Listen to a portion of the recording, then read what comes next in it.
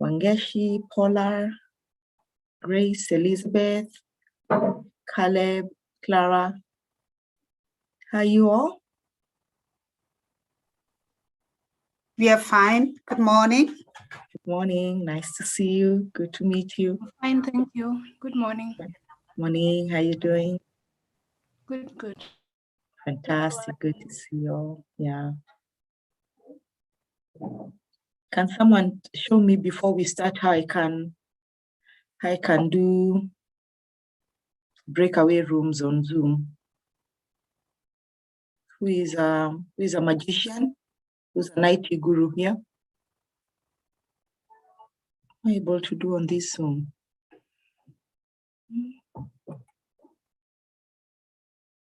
Anyone who knows how to do that? I'm not sure that it's possible on the webinar, probably on the normal Zoom meetings. Okay. Yeah, because I can't. Okay. What do you mean normal Zoom meeting and on a webinar? What's the difference? Educators. Oh my gosh, yeah. So the webinar has different features because you see, like we have participants and we have attendees. However, for the usual Zoom meetings that we set up, everyone can participate. We don't have participants and attendees. Yes. That's why you're able to break out when you're in the meeting features and not the webinar features. Yeah, because I tried. So it's very limiting that if you want to do a case study of different times and stuff, and always struggle. Okay, no worries. It's what it is, and you learn something new. But I've told Dan also to make sure that everybody is participant and not attendee, because when you are an attendee, you are not able to participate. These things. If you're keeping well, let me put on my mic.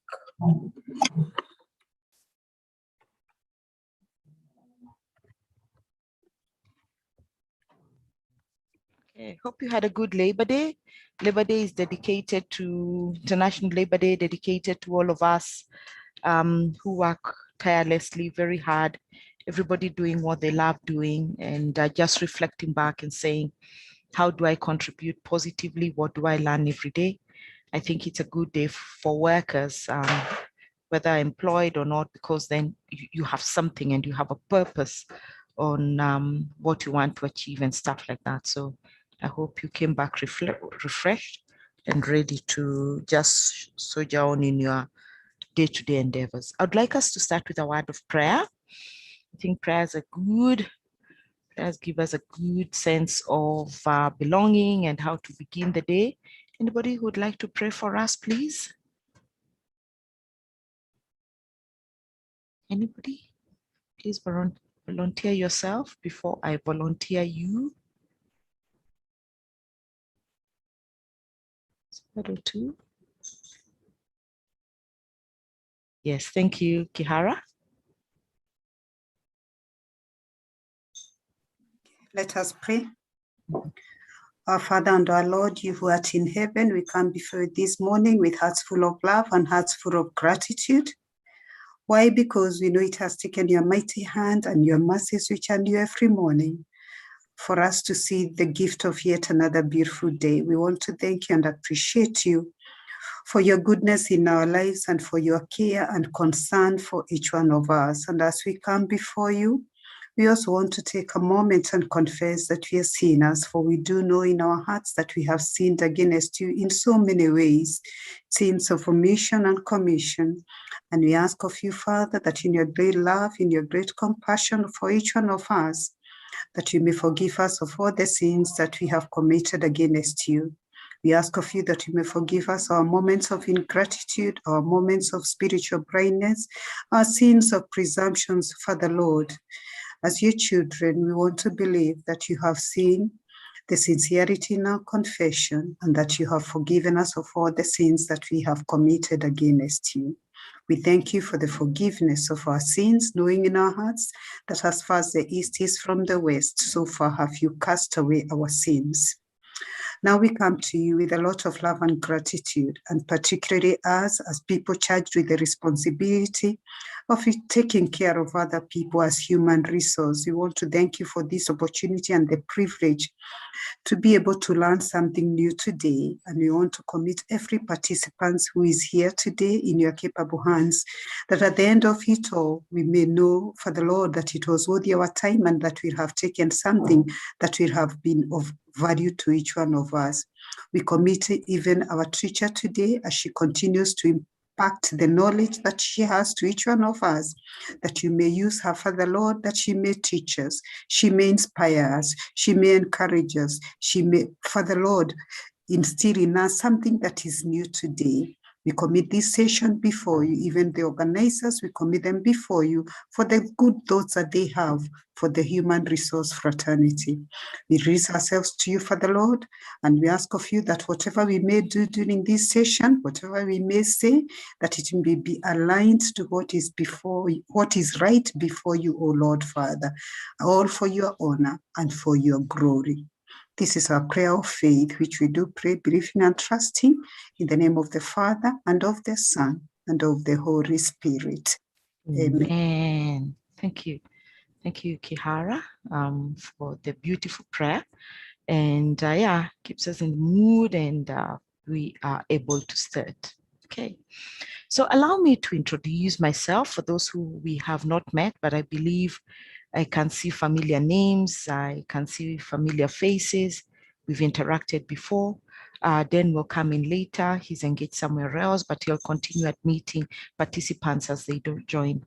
So I'll facilitate today's webinar, and my name is Catherine Wamwangi. I'm a HR practitioner, also a trainer, and an executive coach. I love training. It's something that I totally enjoy. And I also, I collaborate with ACHRP many a times to bring the trainings, and we all encourage you to talk to them, because all of us can become trainers, especially if you're passionate about it. The other thing is that I also lecture coaching and strategy at the College of Human Resource.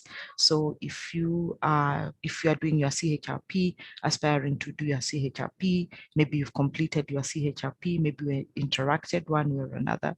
So a very warm welcome. I know we are among peers, among seniors, among juniors perhaps. So we are happy to be in this community of practice where we can learn, we can be able to take away, we can feedback, we can share our experiences so that we go out richer and more concise in what we're supposed to do at our workplaces, or let's just call it marketplace, whether you're working, whether you're in business, consultancy, whether you're aspiring to go back to school, whatever your plans are, I believe that we can always learn. And some of these things is more of really looking back and saying, where have I missed some of the points that we are talking about? What can I do better? What should I start doing? What should I stop doing? You know, how can I progress my organization to the next level? What kind of policies can I go back brave enough to come and say, we should be doing this? And so I encourage everyone to share best practices always, because that is what enriches us. That's what makes us better professionals. And also at the same time, make sure that you can also network, you know, when someone speaks and maybe they say, I come from this industry, and that is something, maybe you need something from that industry. You remember, well, I had Kate, you know, in that webinar, can I maybe get her name or something like that, or her contact, and I can be able to get help. That is one of the things that we are here, you know, apart from earning CPD points, important, brownie points, coming to learn, very important, more important than anything else, but also creating networks that help us become better professionals, and we can also be able to mentor and coach other people. So there we are. Good way to start. I would like us to put our expectations on the table. What are our expectations for today as I bring up my presentation?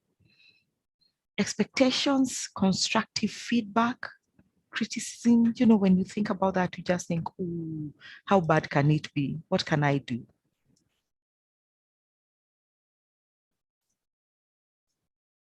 Mhm.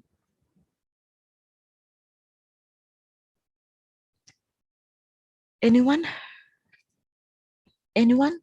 Expectation, when you saw that, what did you think about it? Good morning, Catherine. How are you? My name is Carol.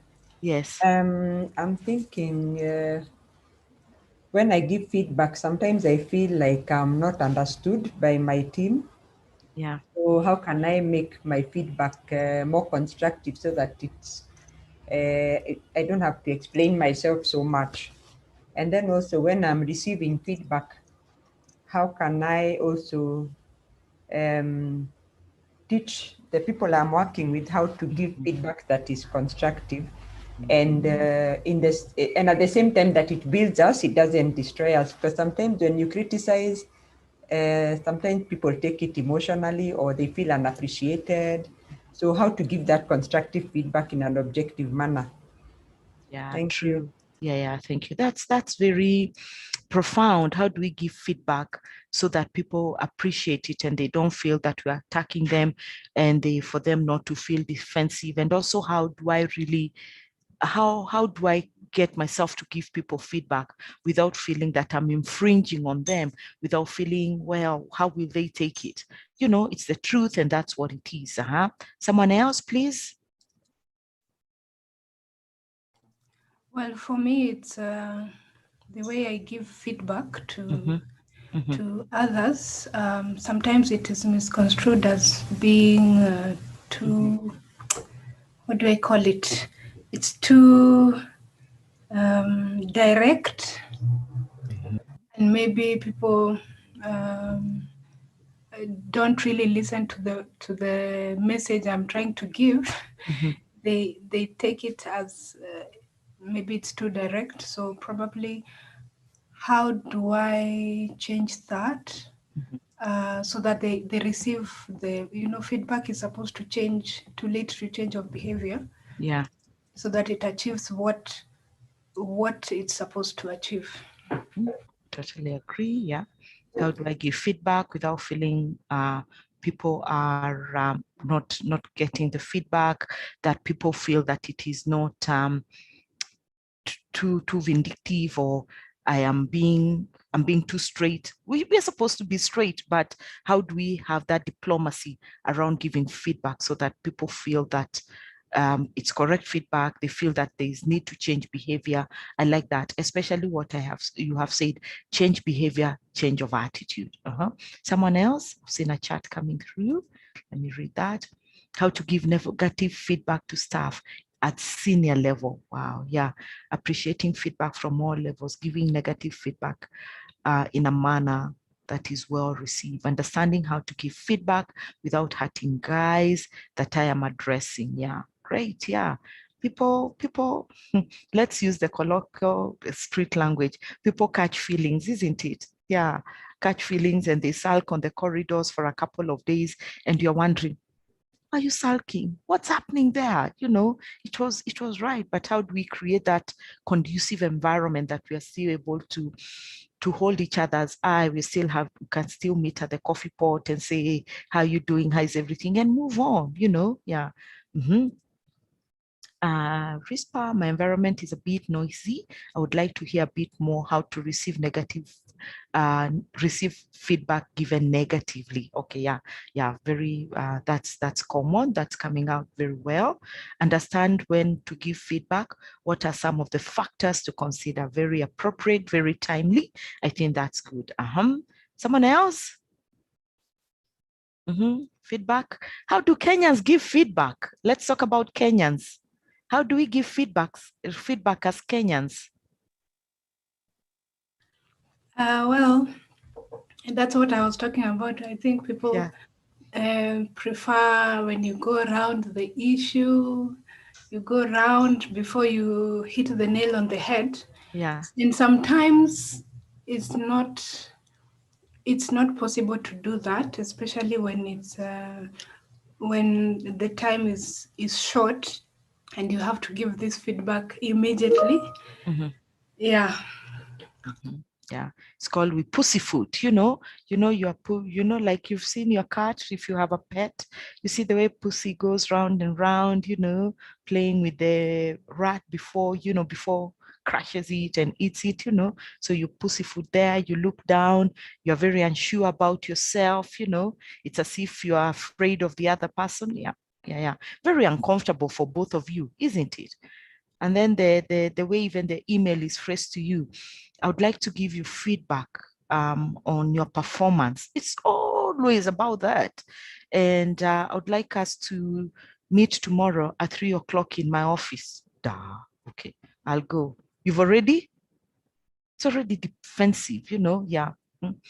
How do Kenyans as a society give feedback when the president said he's closing the borders, the 5 borders? Just even let's take that example. There are very light moments around some memes and jokes and stuff around it. How do we give feedback as Kenyans? And when we want to gang up against other countries?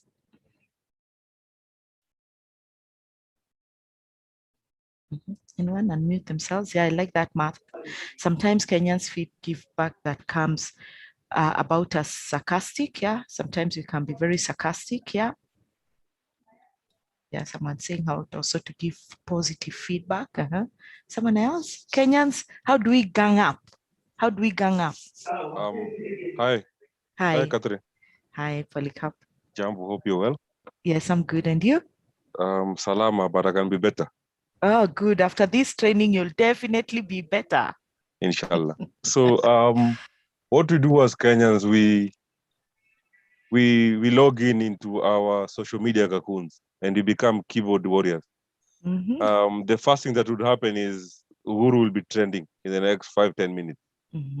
I think we treat feedback as a grief, yeah? Because for the first thing that we do when we get feedback, especially negative, is we automatically tap into the stages of grief, yeah? Number 1 is shock, then pain and guilt, then anger, depression, and whatnot, yeah? So I think we can take feedback better, and I'm hoping this session will enlighten us in that regard. Yeah, very true. Yeah.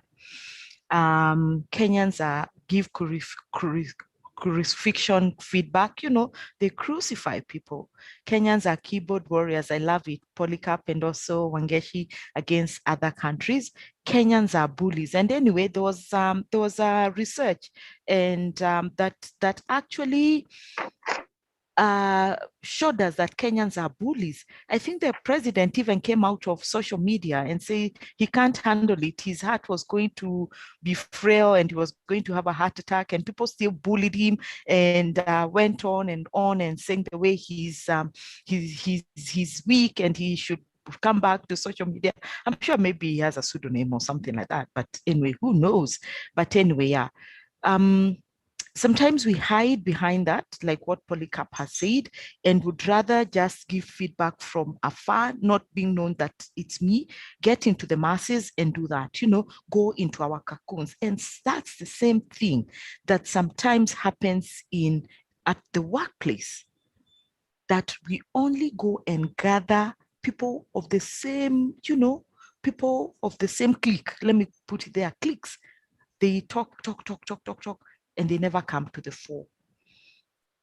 The issue around that is that we have not created an enabling environment.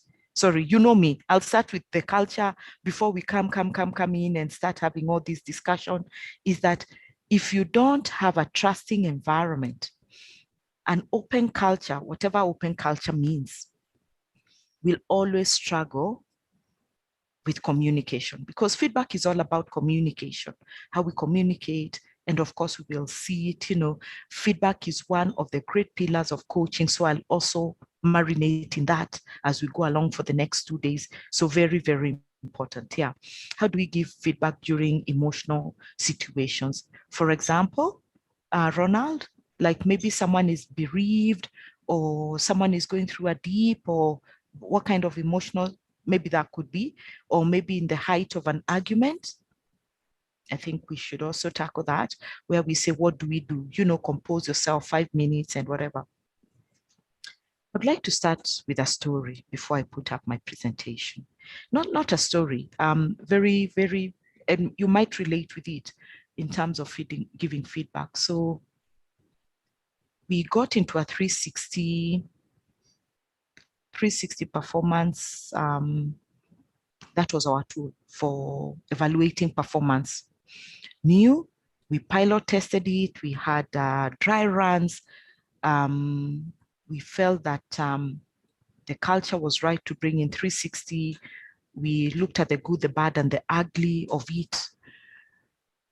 Of course, there were concerns about people being objective. Some people felt that some people are not going to be objective. It was going to be subjective, because we picked, and you all know about 360 around your peers evaluating you, your seniors, your peers, and also your juniors. And sometimes, depending on the kind of work that you do, you could also ask stakeholders, maybe your customers or something, maybe one person or two people.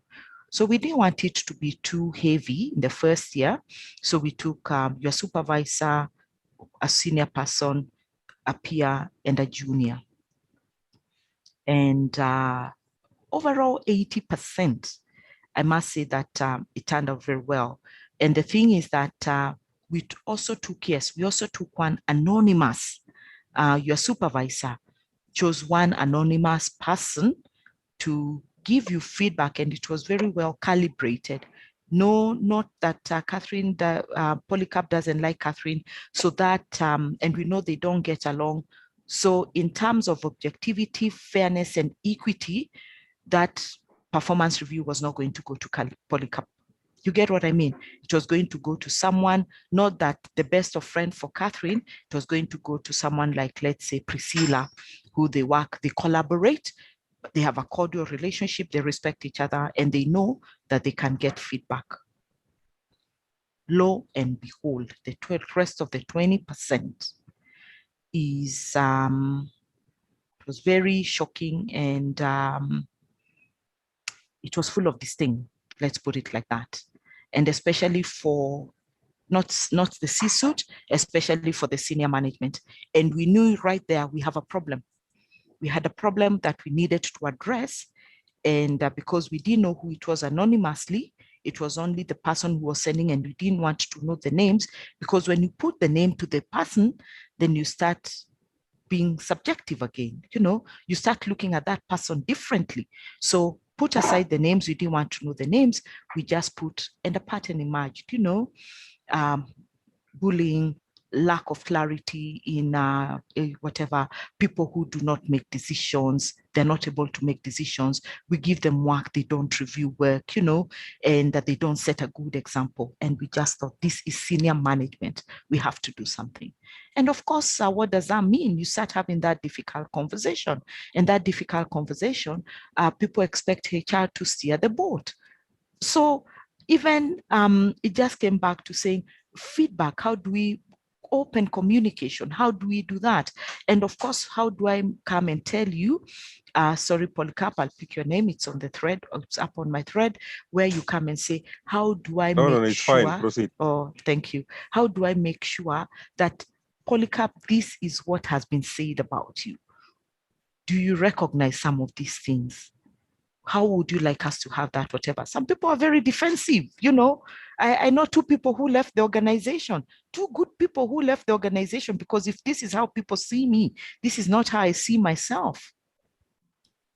While at it, I also got feedback that I can be very impatient, impatient with people, and I could relate, those ones of, let's move on. You are slow, and it made me just look back and say, if that's how people view me, are they willing to work with me?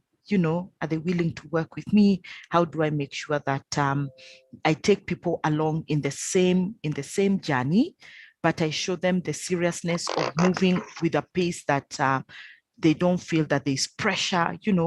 She puts pressure on us. I feel that when I work with her, the standards are too high. She's out to look for mistakes. Oh my gosh, and you reflect back, that helped me. It helped me shape my leadership. style, my leadership skill. So it's important for us to be vulnerable as leaders, even as we give these experiences. And what did I learn out of it? What do I do better now as I lead teams and as I lead an organization or even a group of people or for a short period of time? So I'm aware of that, and a lot of work was done. We went for all those Hogan exams and assessments. We came back feeling refreshed, the bigger bulk of the people. We started having formal discussions around everybody's behaviors, around the values of the organization. A lot of hard work, but it taught me a lot. So I'm sure you can all relate with that.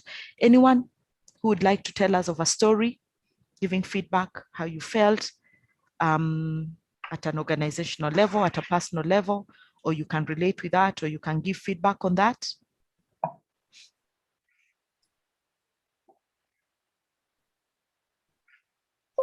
Anyone? Yeah. I like this one from Regina. I have a supervisor who is a people pleaser, unable to give any direct feedback to his juniors for the fear of not being liked. Yeah, that happens all of, we are very indecisive, and it's difficult when I'm asked, so what do you struggle with? As Catherine, I struggle with people who are not able to make decisions. Make a decision, own your decision, run with your decision, will help you make that decision. But you can't just leave people in limbo because, well, I don't want to make this decision. It's not popular. People will not like me and stuff like that. Yeah. Anyone feedback from that? Give me whatever. Anyone who would like to let us know? Anyone? This is Jane. Yeah. Hi, Catherine. Hi. Yes. I listened to your example, and I just thought of an organization where we worked. Mm-hmm. And we started off by giving feedback, but I think what had not been clarified was just the rules of engagement, so that feedback is not personalized. So it's when you tell people to give feedback, is not the time to shoot at people at all corners, such that you crucify the person and forget that you are looking at their abilities and competence and not personalizing it. So that went a bit off the tracks, but then in the next point, we're able to confine ourselves and say, this is the parameters, this is how you give feedback, so that we just focus on what the things need to be focused on. Over. Yeah, great. Yeah. Focus on the things that whatever, be ready for that feedback and also know what you are going to do with it. Be careful what we wish for, isn't it? Be careful what you wish for. Once you get it, know how you're going to deal with it. Very popular, whatever. Can you see my screen? See my screen? Yes, I can. Fantastic. Okay. Yes, we can. Fantastic. That's good. So what is feedback? Feedback is a gift, and people should always go out to look for feedback, especially if you're at a senior level. Using constructive feedback, the 10 tools for giving constructive feedback are very, very popular. You'll just see things that you can use. Challenging feedback situations, receiving feedback, continuously improving your feedback skills, additional aspect for constructive feedback. So 2 days of good learning. Okay, great. Yeah. So one of the things that we really fail to do is, because we want to keep peace, and we want to make sure that we are all liked, which is human nature, and you can't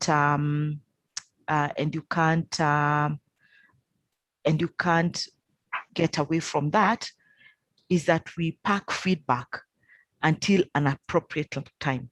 And that comes from our socialization, from the family level to the marketplace. And marketplace, I say the workplace, your business, the society, everything. We pack, we don't know how to say it. And then one day, when all hell's break loose, you say everything that you always ever wanted. Isn't that right? Isn't that true? And you say, come and buy, mbaya. Don't we have those kind of sayings? You know, if it's bad now. It's the ship has set sail. So we need to look back from what's happening. Why didn't I give that feedback in good time? So we say it with such emotions, and sometimes we regret why we said it like that. We now have to mend fences compared to this is not going on well. Let's have this discussion, you know, strike it while it's hot, extremely hot. Don't put it in the front burner. When it's in the front burner, don't put it in the back burner. Say it as it is. Can you imagine you getting feedback of what you did in January at your performance at the review process, maybe in December? How would you feel? You'd definitely not be happy. You'd be very disappointed. You'd be very upset and just thinking, I even forgot, really? That was something that was supposed to be discussed in January. You're bringing it in December. So those are some of the things that managers, we must look out for. As HR practitioners, we must be able to tell people, Grace, you need to mute your mic. So it's important that we do that so that we do not we do not get caught with emotions and feelings when things have really gone bad. Okay, so what is feedback? Just straight line definition. What is feedback? Straight definition. Anyone? Anyone? Feedback? What do you think feedback is? Try. There's no right or wrong. We are all here to learn, you know. Feedback. That we sit on that platform. You understand, you know. We all talk about Catherine. Feedback. Yeah. If I may, kindly. Yeah. So it's a post-product or engagement discussion from a user. Yeah. So if it's a product, the user is the customer. If it's a service, maybe an employee is the customer to give feedback. So it's a post-engagement. It's after a process or product. Yes, I think. A post-engagement of discussions around the situation or the product or the service. Yeah. Someone else? Very true. It's a post-engagement. Because something has to happen before we get to the next level. Someone else? Feedback definition. Then please put all attendees to the panelist list so that they can unmute and be able to participate, please. Someone else?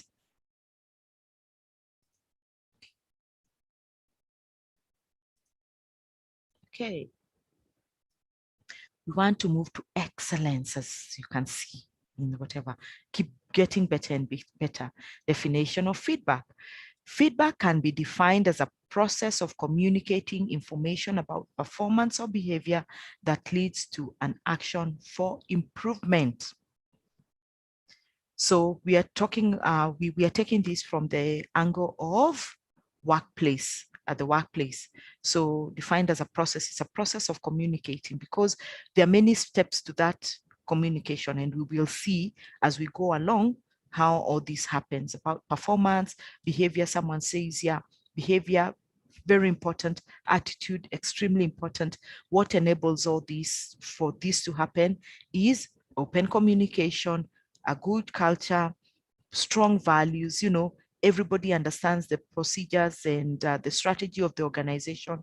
People are able to adhere, people are agile, people communicate, you know, there's no undercurrent, people are able to move on, you know, skilling yourself to the next level.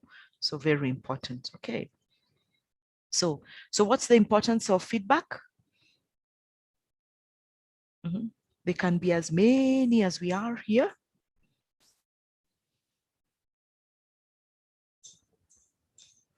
Improvement. And improvement does not just mean that because you are doing badly, you need to be motivated. You know, you are doing well. It calls for you get motivated. You want to do more. You want to do better. you're a star in this. How do you do it? People come to you, you know, you're giving them feedback on their performance. You're continuously doing well here. We are very happy about this, you know, but these are the place that needs improvement. How are you going to do that? Yeah. Someone else, please. Yeah. Importance of feedback. Why do we give feedback? Please unmute yourself. Importance of feedback.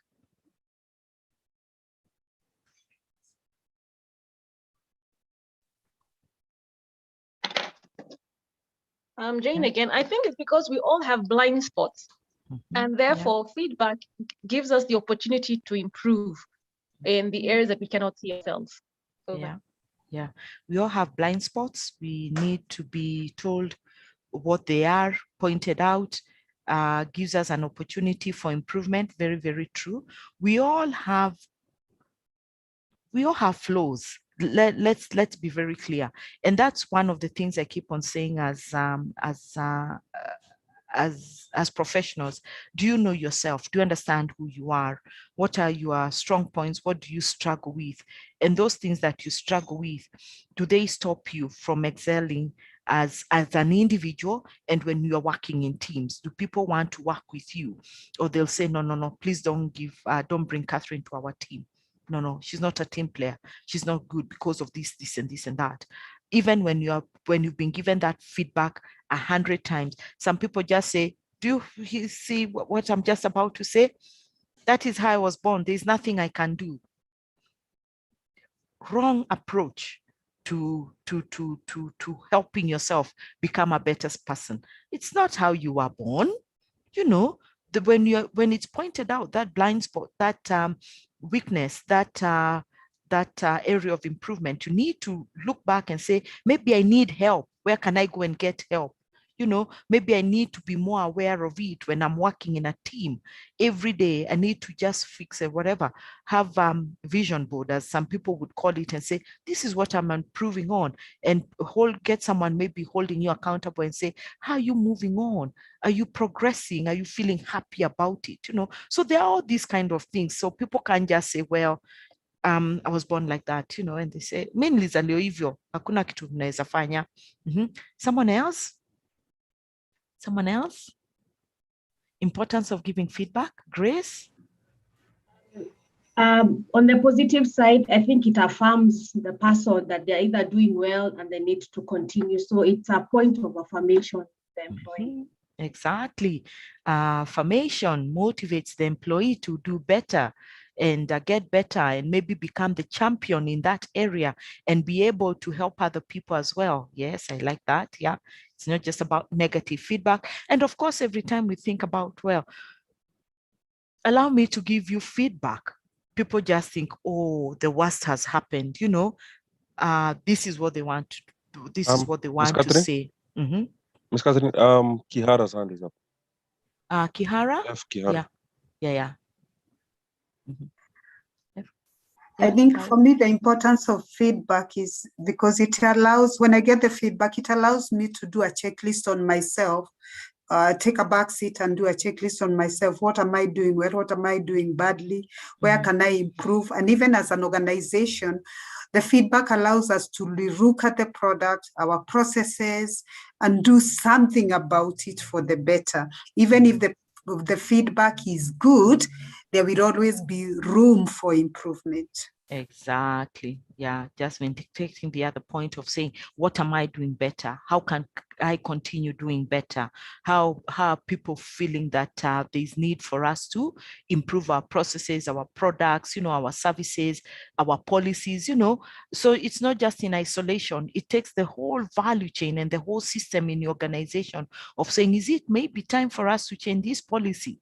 Because this is a pattern that we see emerging. Maybe because of our industry, these are some of the things that are changing. We need to give feedback in a certain way. So very true. Yeah. Someone else? Importance of giving feedback. Importance of feedback, giving feedback. Yeah, I was just saying that sometimes, well, we all think that every time someone wants to give us feedback that you think, well, it's negative feedback, you know, destructive feedback, compared to when you really have a good relationship with someone, you will never feel that there's restraint, you know, because it's natural conversations. You're having those natural conversations. You're happy, you know, and they say, oh, yesterday, let me tell you what you did. You didn't do well. Yesterday, that job was stylingly done. Yeah. Wangeshi, thank you for raising your hand. Can unmute. I'd put mine in the chat. It said that feedback, if taken positively, then it can lead to improved performance, as well as a change of behavior to like the expected behavior. Improve behavior, improvement, motivation to everything. Yeah.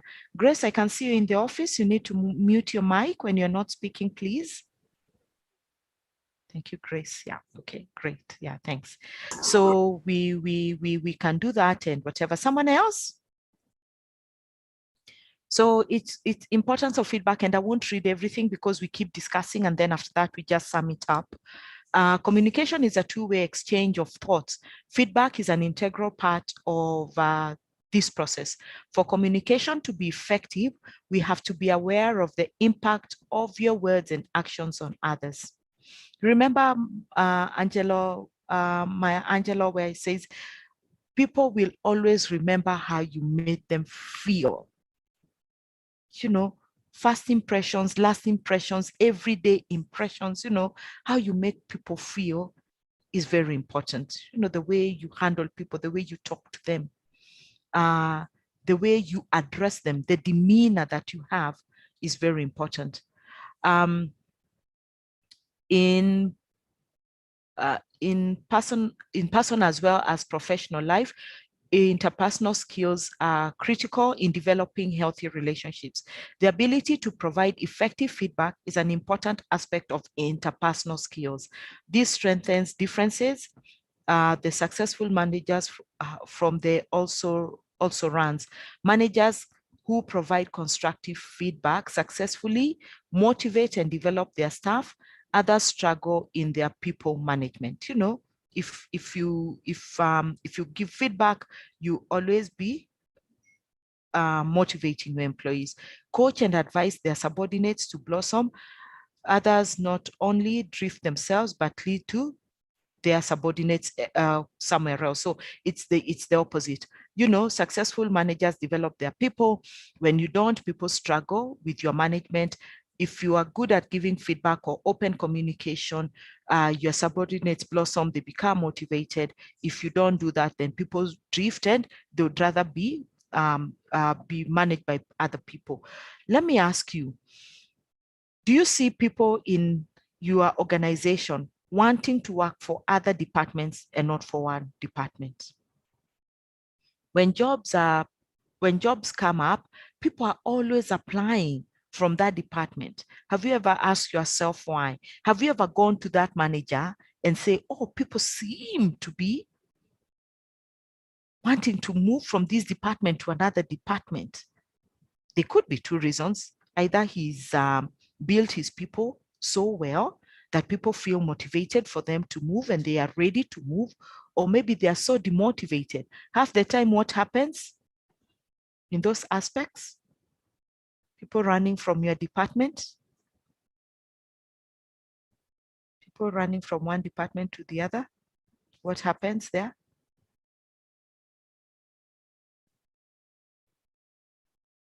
And how do you help those kind of managers? Tell me.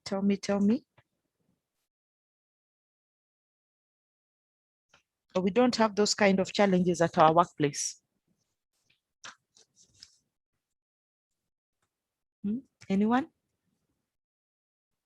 People wanting to move from one department all the time. And as HR, what do you do? Do you keep the data? Do you ask people why they want to move? Is there a pattern emerging? And when that pattern emerges and you have good data, what do you do with it? Nothing? It's hard to tell. We don't want to have those difficult conversations. Let me just try.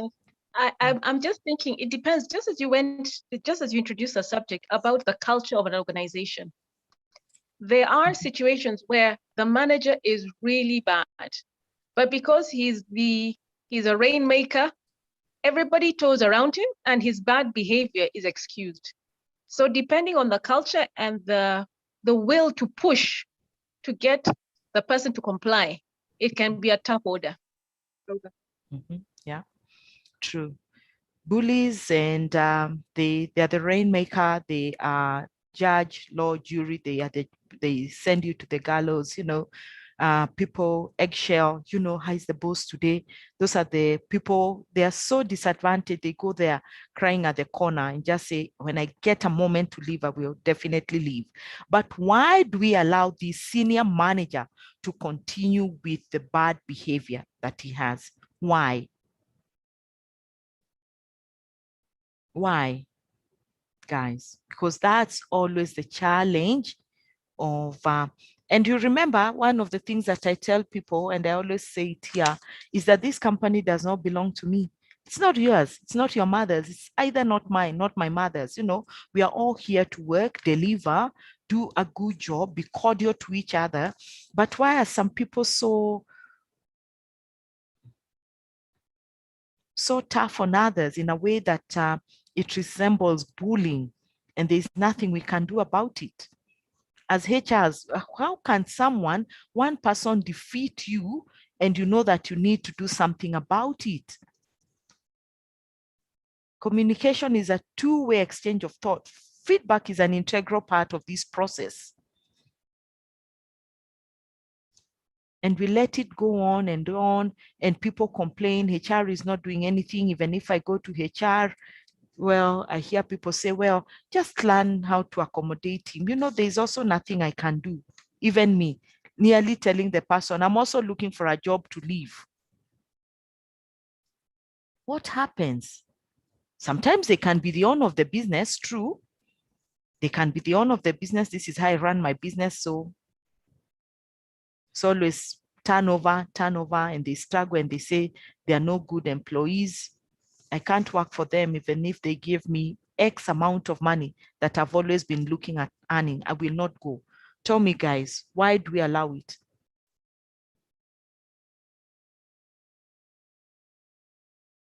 Why won't we give that feedback to those managers who do not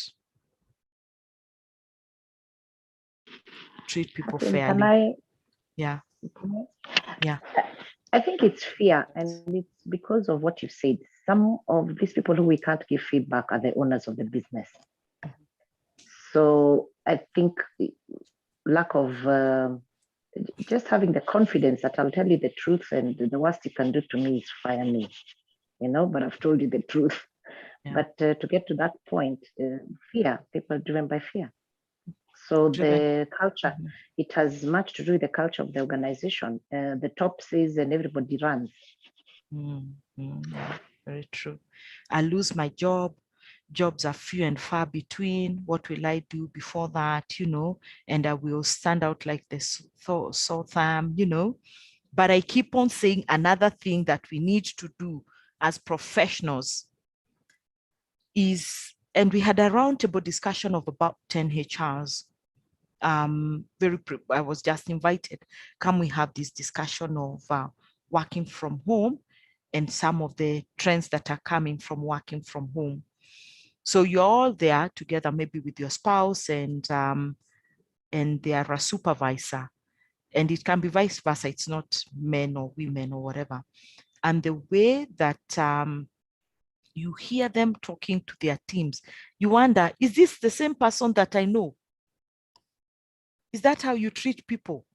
Or when maybe they've not put on their headphones and you can hear what's happening, their manager on the other side, the way that they are reprimanded and talked to, there's no conversation. I'm actually talking, and that has been now, it's a big issue around people's emotional well-being. So you wonder, what I'm trying to say is that if you have a friend, and at all levels, we know senior people, they could be our relatives or something, why haven't you given them that feedback? If I knew you were that kind of a manager, I would actually, in a very subtle and in a nice way, we need to ask, how is your team? You manage a team. How is your team doing right now? What's your leadership style? What are you struggling with? You know, and maybe if you had it from other quarters, bring it in and say, well, how define for me success? How you bringing the success out of people? Because then as a general, you just need to sit like this. I keep telling people, it's so easy to lead. You just sit like this with your hands crossed from morning till evening, because you've got good people working for you. People who work for you must be better than you, better, way better, because you shine all the time. You produce the results. Yours is just to motivate them, create the purpose, have the strategy right, empower them, you know, and then you're just sitting like this, just asking, hey, Jane, how is it going? You know, of course you're working, but you just, I mean, people just fail to create their success, and all they do is get tired and angry. When a manager just makes noise, you just look at them, why are you making noise? Look, you've aged 10 years before your aging times, you know, and you look at them and just wonder. So we'll all go home to our peaceful home. So one of the things is that if you have friends who you think they are not people-centric, you must help them. The other thing is that what Jane has said, you know, you can quit, but where are you quitting to? And then it's such a fear of being able to give them that feedback. So it's very intricate. I'm not saying that there's a solution. Some cultures are better placed, and that's why we have all these now programs around diversity and inclusion, you know, all lives matter. That's the movement that we're all talking about. The other thing is that conscious bias, you know, what are you doing with all those programs in your organization? How are you making sure that people are feeling that I am walking the same strategy that you're walking? I am meeting the same objectives no matter what level I am in the organization. But anyway, it's hard. I know organizations which are difficult to work in, and even if people offer them X amount of money, they would never go and join. So are you one of those brands? It's difficult, and it's not perfect. The world is not perfect, and the only thing the world owes you is an opportunity, and that opportunity means that there should be fairness. Okay, someone else, before we now go into the kind of two types of feedback, constructive feedback and destructive feedback. Anyone who would like to say anything around that? Why you don't give people the opportunity to excel? Or you are one of those managers who make people want to split their hairs like this? Are you one of those? Anyone who'd like to give an experience or some thought around it, how we can help managers? Madam Catherine, Frida Kenyans' hand is up. Okay, Frida. Thank you, Polycarp, for being my moderator. Yeah. Hi, Catherine. How are you? Hi, good. So I think for me, I'll share the kind of experience we've had in the organization I work for. Yeah. If you notice, feedback is a problem with African culture. It is not something that is approved of. You're to be seen and not heard. So that is the one thing we had to acknowledge as a company. So most people, you might want to do something, but you keep quiet about it. So what we went ahead and did was we introduced quarterly sessions and monthly town halls in the organization. And that did a huge turnaround. We do not excuse bad behaviors from our managers. We've had to ask managers to leave, because if you create a horrible work environment, that means it's trickling down from the team. So, you know. You muted, Frida? No, someone muted me. I'm not sure what happened. Sorry so about the that. fish rots from the head. If you cannot have your management able to accept feedback, it means there's a problem and you're harnessing a problem. So for us, we started creating forums and people became more open. And what we always say is, I am not trying to attack you. Let us attack the problem and not the individual, because the individual wasn't the problem. The problem was the issue. So we've sat in meetings where we discuss with managers where they've been at fault with the employee, and with time they've become very receptive of that. And a huge impact that we had was, if any of you have read the No Rules Rules, the Netflix culture book, you might not agree with everything, but it's a great way to borrow how to do feedback in the organization. And we borrowed that a lot just from reading the book as managers. So that's the experience I've had. We've been able to talk to our employees, and our employers have been very honest with us. Wow, fantastic. So it took a lot of hard work, I can imagine, It creating that culture, relearning, almost closing the door and say, now go home 3 weeks, for example. I wish it was that easy, you know, close the organization entirely, go look after yourselves, think about it, and then let's come afresh. Well, it's not as easy as it looks. I would like to pose a question and say, is it really an African thing that we're not able to give feedback?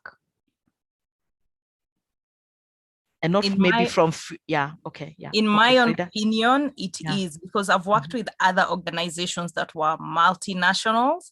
I found it easier to get feedback from people of, you know, I think it's also with our system.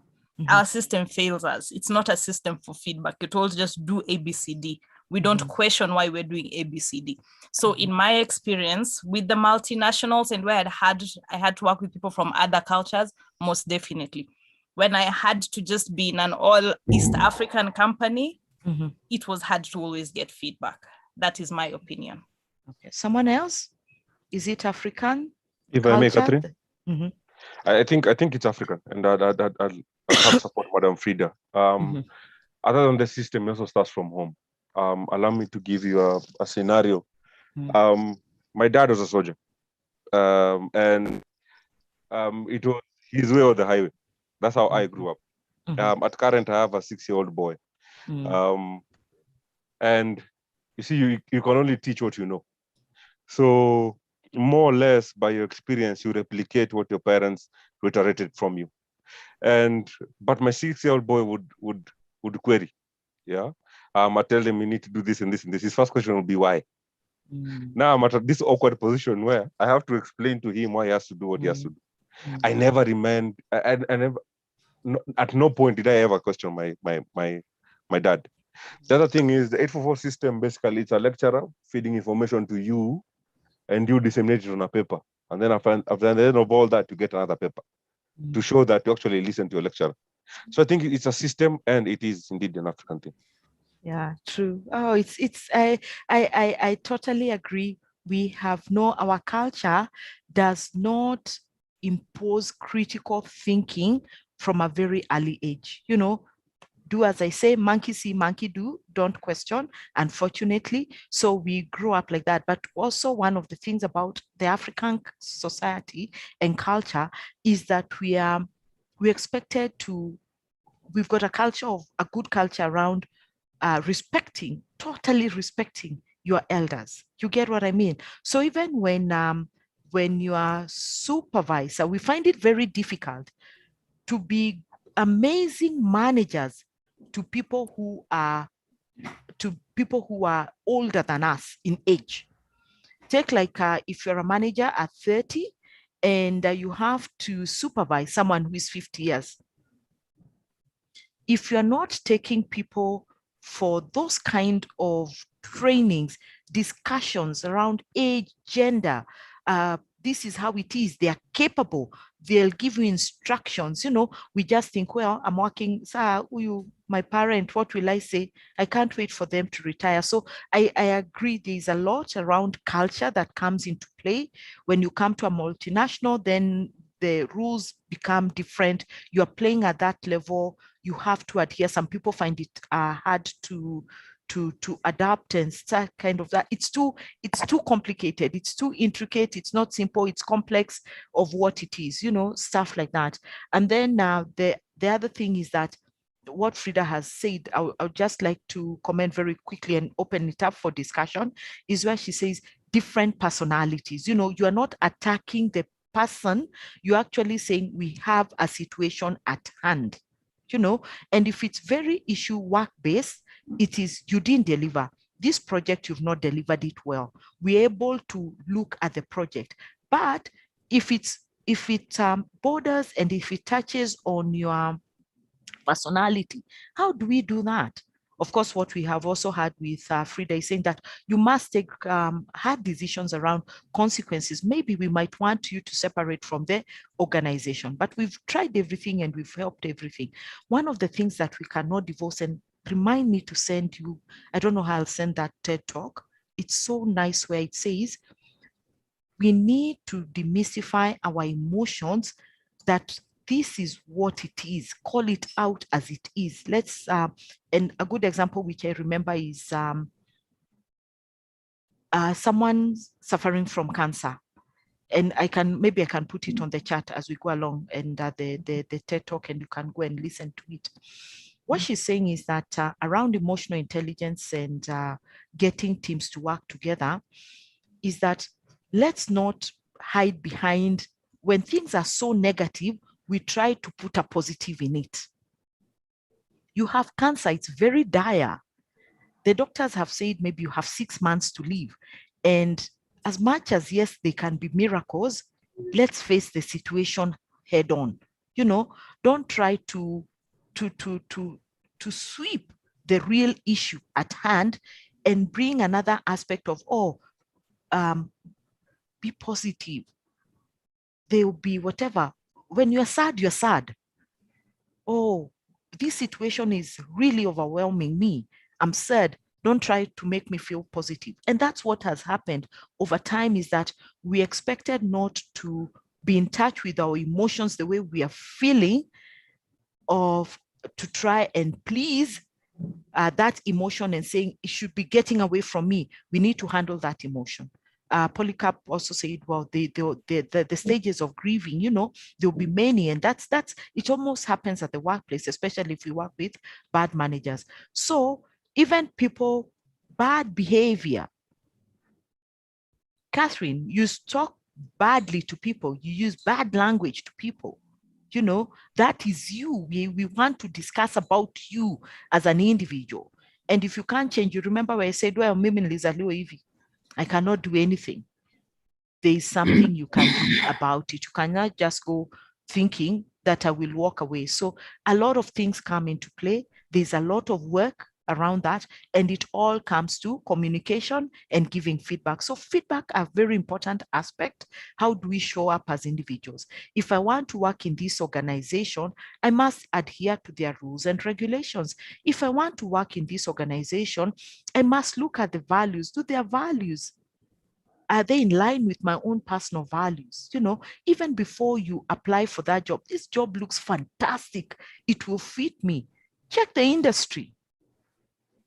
Is it with your beliefs, norms, and traditions? You know, get into that, whatever. Are these things are also aligned to my values, so that you don't go inside there and start antagonizing them? However, there's a caveat around people working in organizations, and as Africans, why we permit all this bad behavior is that then we become corrupt. You know, we do underhand deals. We cannot be seen, whatever. I felt so sorry for the judges yesterday who are being interviewed, and one of them said, unfortunately, the judiciary will always be known, and the perception that is corrupt, that one will never leave us. I was left in awe and very disappointed that we cannot turn that perception around, that the judiciary will never change. Do you think it is true? Do you think, what can we do to change those kind of perceptions? That the police, when a police flags me down, the police will not help me. They just want to look for mistakes. When I go to court, I will never get justice without me bribing the magistrate or the judge. You know, so those kind of things. So even us as individuals, we must look at ourselves and say, what is my civic duty? Have I contributed to that? Instead of letting the police say, go to court, let's meet in court. And you just say the easy way out, let me give money, I don't want to get into the justice system. Okay, great. Anybody? So one of the things that you need to buy is the book, No Rules, No Rules, Rules. Is this No Rules, Rules, Frida? I think I've never heard of it. Actually, I'm going to order it, and I think it's a good book. Anyone about culture, African culture, personalities, and perceptions about brands, especially like the police and the judiciary? Anyone who'd like to contribute anything around that in terms of giving feedback, perceptions, you as individuals showing up and us addressing it head on? Anyone? I'd like to talk about a tool that we have used. It's called C4D, Clarity 4D, and it helps you sort of go through. You just answer a couple of questions, and then it pulls out a full thing about your profile. We found that useful when we're dealing with management, who, when their profile is sent back to them, they sit back, and because they're reading it themselves, they are quite amazed, and they're willing to listen. You see, it's not somebody said, it is what they filled out in the questionnaire, and then it comes back to them, and you're able to sort of digest it quietly and also come and own yourself. So we found that as a useful tool in terms of feedback. Over. Okay, so just being able to know who you are. And I keep on saying from time to time, please invest in these kind of tools, personality tests, personality checks, culture tests in your organization, where we are now. It just gives the true reflection of who you are. You remember where we said we all went through all those kind of personality tests, and there are many, and some are free off the internet. So start small, start maybe with your department and say, let's check who we are as individuals. Let's have an open conversation. How do we give feedback? Am I giving feedback? Please give me feedback. When is the last time you asked someone, please, for feedback about yourself? So very important that we should be able to do that. Yeah. So there are two kinds of feedback: constructive feedback and destructive feedback. We all know that. And we all know that there are two kinds of people who are open to feedback and people who are averse to feedback. Majority of the people we know are they open to feedback? Are they feedback averse? Or it's 50-50? What's our take? Even looking at you as an individual, are you feedback averse? Are you open to feedback? Let's do a round of how we feel about ourselves, or just general understanding. Are people more open to feedback or feedback averse?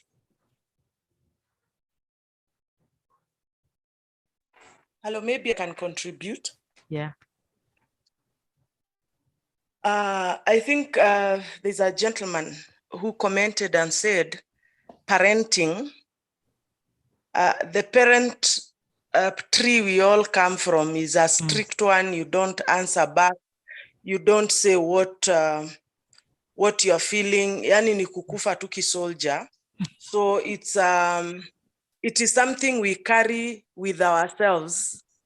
And then the first job that you do, I've also seen from people's feedback that it's very telling on how you conduct yourself. If you get a very bad supervisor at the beginning part of your career, you hate feedback. So, and that grows into you. So anytime you are called, you will never think it's even positive feedback. So when it is positive feedback and it's something that involves a promotion, you are already prepared, like fangs out, pause, everything. You go prepared for now. What is it? What wanantafutia nini? That kind of structure. And that's why HR also tends to get that they are that they form that kind of a springboard. And also the fact that over a period of time, it's just now that the HR profession is being taken seriously. But in the past, the HRs traditionally used to be PAs of GMs and whatever. They've been promoted into HR managers. And now unajua administration, it's normally mtu mkali, you know, they are strict because of what they have to do. So they carry that into the profession. And that is what makes maybe people have this negative aspect of feedback. They don't look at it from a constructive perspective. They look at it like these guys are just looking for me. They just want to get a negative point. Yeah. So we have that. We have the parenting. We have how we grow up professionally, and also the nature of the original HR managers. True. Yeah. Yeah. Complex, interesting. What it is, unfortunately, if you get your first job that is so difficult in terms of how people manage you, you just think, is this the world of work? And that's the perception, that's the reality that you get, and you maybe go on with it. And even when you go somewhere else and it's a bit more mellow and more accommodating, you still stand your guard. You know what they want, what do they want to tell me? So every time someone calls you to have these feedback sessions, your gun is out blazing, the cylinders are all out ready to shoot, and you're thinking, well, you're going to have to find me and you're going to have to look for me. Well, just like what Catherine has said, unanitafutia nini, you know, you need to give me points, and they need to be factual. The other thing is, because I don't want to lose my my job, okay, you can say all what it is. The other day we were having a conversation just this week about going to universities and what it is. So my bro told my bro, when he went to do his master's, I mean, and they're all old. By the time you're doing your master's, maybe you have 3 years of work experience. Some of us go to do our master's when we have 20 years of work experience. So it's a very mixed class. So he said, I should not have gone for the master's. I didn't learn anything new from what I know. I was so 2 years, and we just said, why? And of course, he kept saying, oh, there's nothing new. We just go, the lecturer reads a book and read. We're writing, the exam comes, we do the exam just for passing purposes. Unfortunately, that's how it is.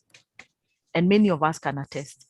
And I said, what do you mean? People with work experience, people with their own money that they are paying for this MBA, you are tired, you are going for your MBA in the evening, you are doing all this. The whole lot of you, 100 people in the lecture hall, could not stand. There was no one brave person to come and say, Mwalimu, all these things that you are reading, we can read for ourselves. He said, where? Don't you remember? They will still fail you. They'll fail you at undergrad level. They'll label you as a problem child. They'll fail you at master's level where you have more say. They'll fail you at doctorate level. And I'm sure many of you know that. You'd rather just do it, no new knowledge. And they used to say, why don't you bring people from the industry? We hear experiences. They say they don't know. Hey, my gosh. And that is 21st century, when we're in the 4th industrial revolution. So that happened to me, one Catherine Wamwangi.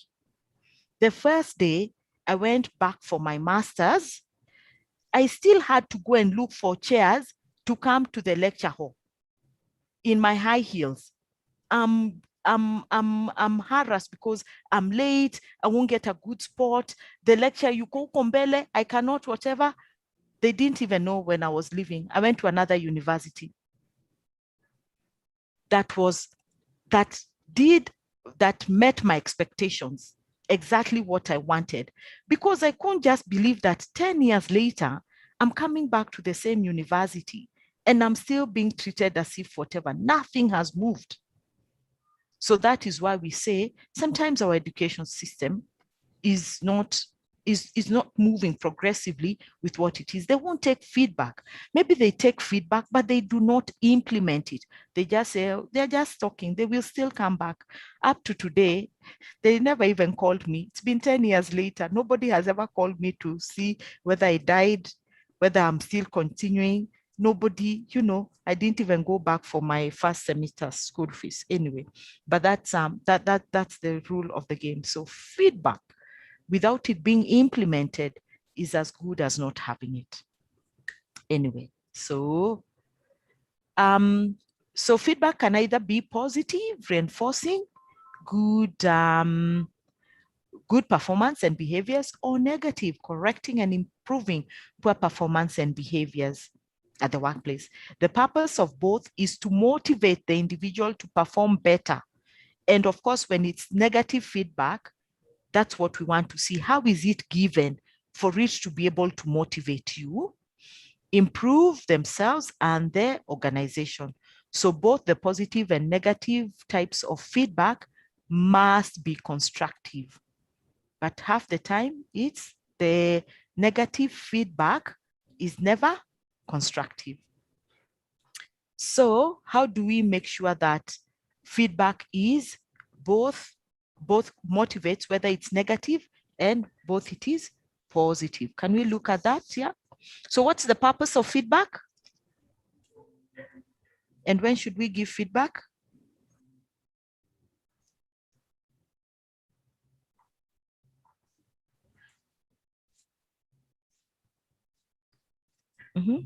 When do we give that?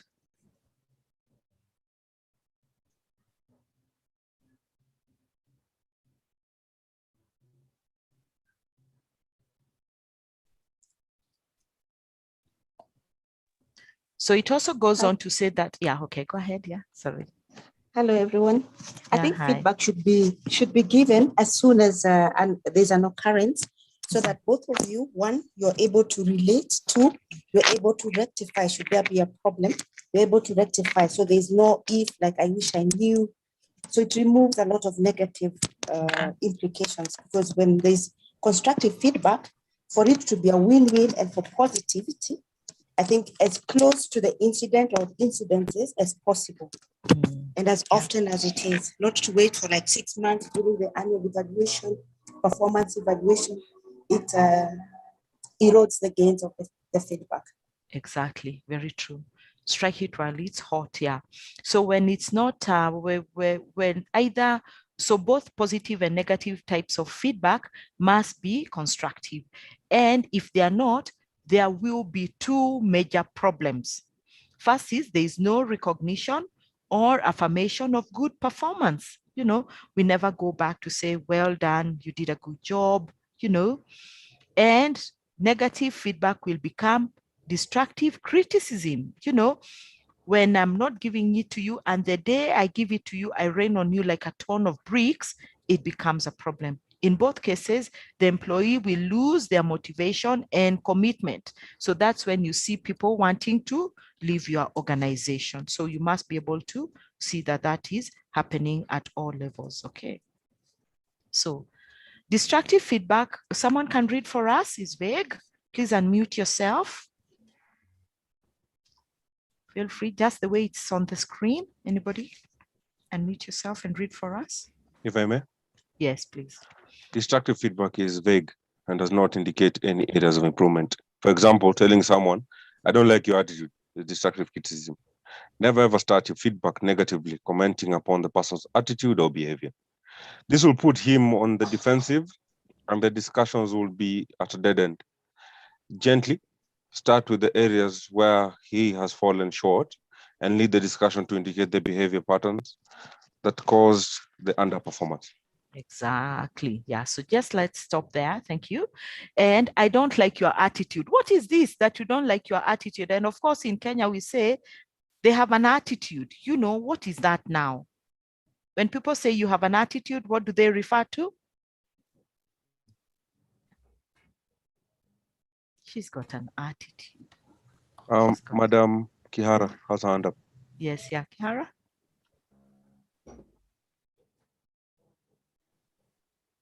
Kihara, you can unmute. Yeah. I had this hand up when you were talking about your brothers. Yeah, okay. Actually, I wanted to, yeah. I wanted to add, yeah. There's a great man who said that the world suffers not because of the bad people, but because of the good people who choose to keep quiet. It's true. So my brother just and the whole class of theirs suffered because they chose to keep quiet.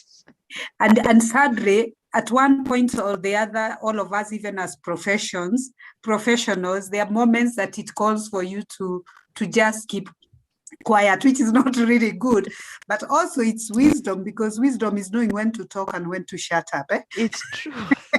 So it's a balancing act, because feedback is so important, and timely feedback is very, very critical. Also, how you give that feedback makes all the difference, from the tone of your voice to the words that you are using. And then when me as an individual, when I'm getting that feedback, my reaction is equally important. But I always tell myself, if as an individual I have achieved my private victory, then I am ready for the public victory. You can give me that feedback and not be offended.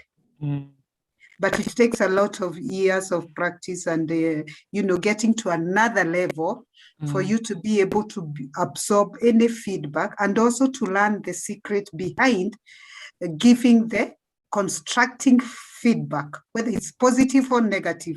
The difference is how you give it. Yeah, that is what defines the line. And that's why I keep on saying, as a young manager, you're very excited. You've been promoted from a team player to from a team member to a team leader. Please, please, please make sure that you are holding these young managers with your hands. In fact, just like 20, hold and take them for courses, mentor them, coach them, show them, and tell them want them to become successful. If you get into these pits, for sure, it's tried and tested, you will not get out of it. Let's work together, because all of a sudden, don't assume that because I'm a manager, I will now act like a manager. I know everything, principles of management. People must have that experience. And of course, with experience and with your wisdom and your ability to be mature, gives you an opportunity to become a very good people manager. I'm not saying that you are sissy. I'm not saying that you are not saying what it is, but when every situation calls, I like that word, situational leadership. When am I going to give this feedback? This feedback is ripe. Is Catherine ready to receive feedback? The way she is today, if I give her this feedback, no matter how timely I should be giving it, let's all count to 10. Maybe let's sleep over it.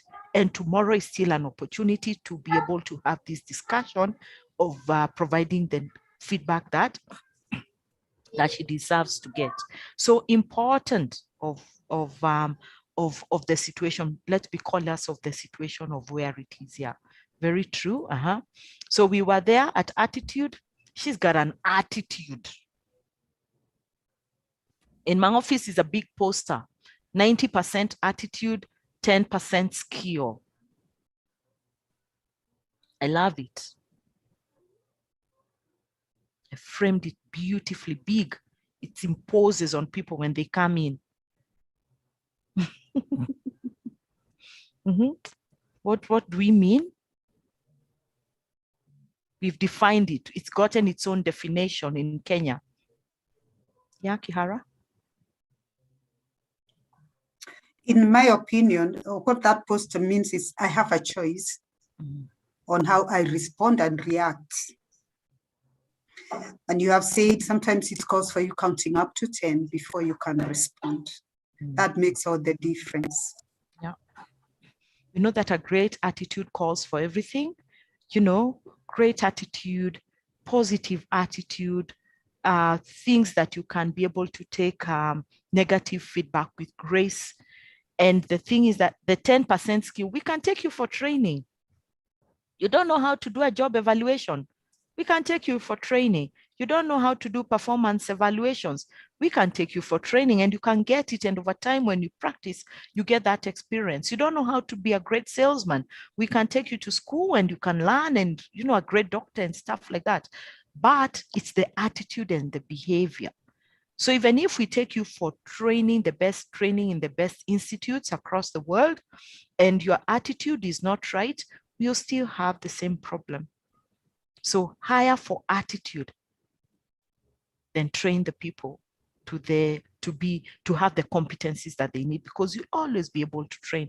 But when people have a good attitude, then it's easy for us to be able to go by. But one of the things in Kenya is that when you say, oh, they've got an attitude, we already box them that they have a negative attitude. So it's important for us to say, in this instance, you displayed a negative attitude.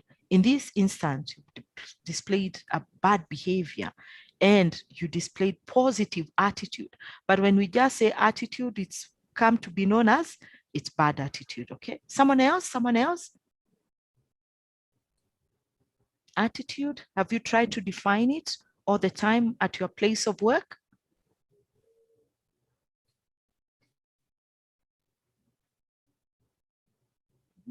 Anyone? Polycarp, continue reading. When does destructive criticism occur? When good performance is never appreciated and feedback is given only when things go wrong. Yeah. Number 2, when there is no dialogue about the performance. 3, when there are no agreed standards of measuring performance or behavior. Number 4, when there are no set plans for employee development. Yeah. I would like us to focus on the last 2. Thank you, Rhoda. Just give me a minute, then I'll give you a chance. When there is no agreed standards of measuring performance and behavior, I would like us to look at that, especially measuring behavior. How do we measure behavior when there are no set plans for employee development? Yes, Rhoda.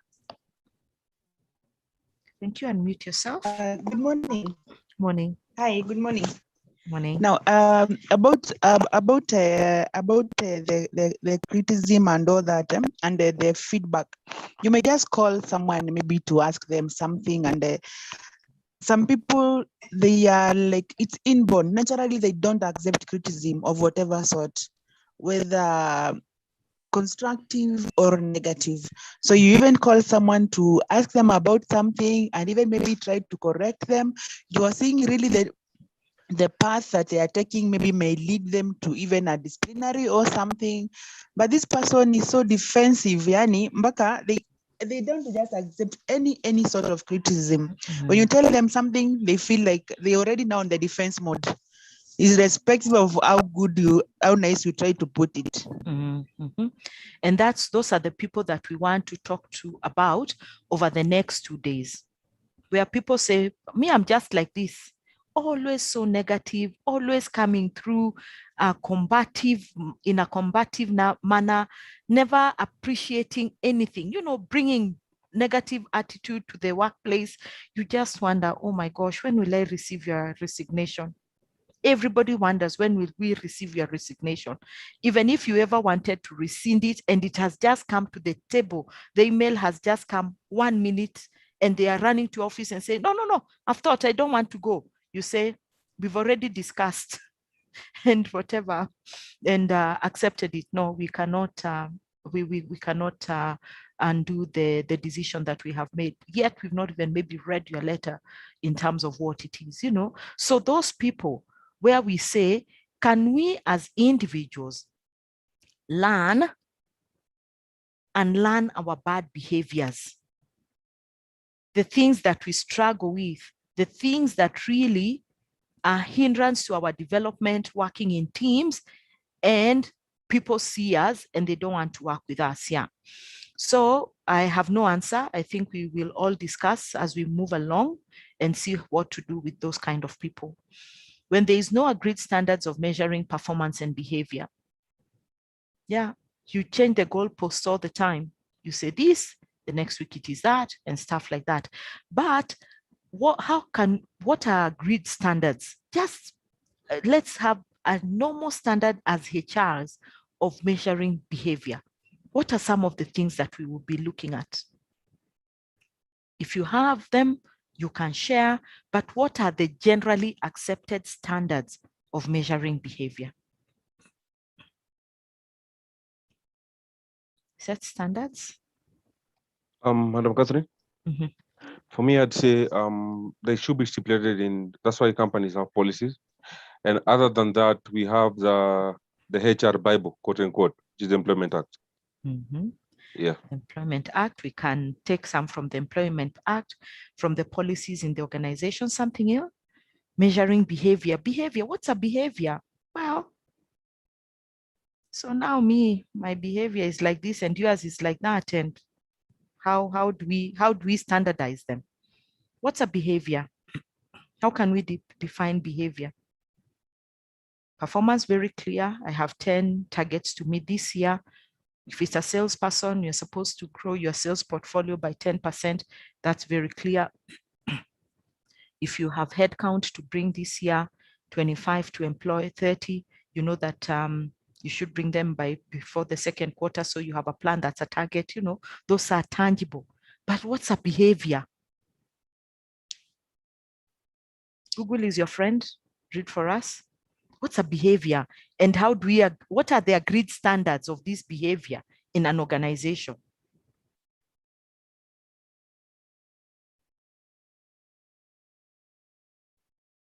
Generally agreed standards, templates of this behavior, that if I go out of them, then we'll start having discussions. However, man, an individual, this behavior, is this really a behavior that we should be talking about? I don't believe in it. So what do we do? Someone, definition of behavior? You can Google and read for us.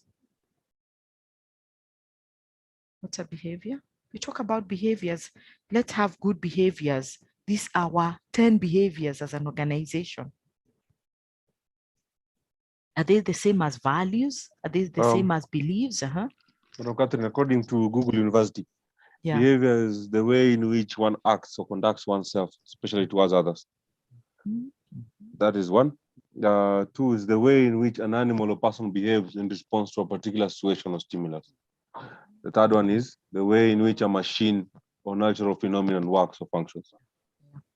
We behave towards others, our behavior.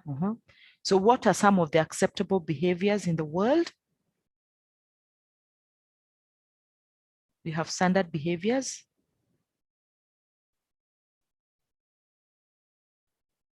I see them written in kindergartens. They start very early. Behaviors. Good behavior. Like you shouldn't talk. Like you shouldn't talk when somebody else is talking. Good listening, yeah. And don't finish other people's sentences. Another behavior. There's so many good behaviors.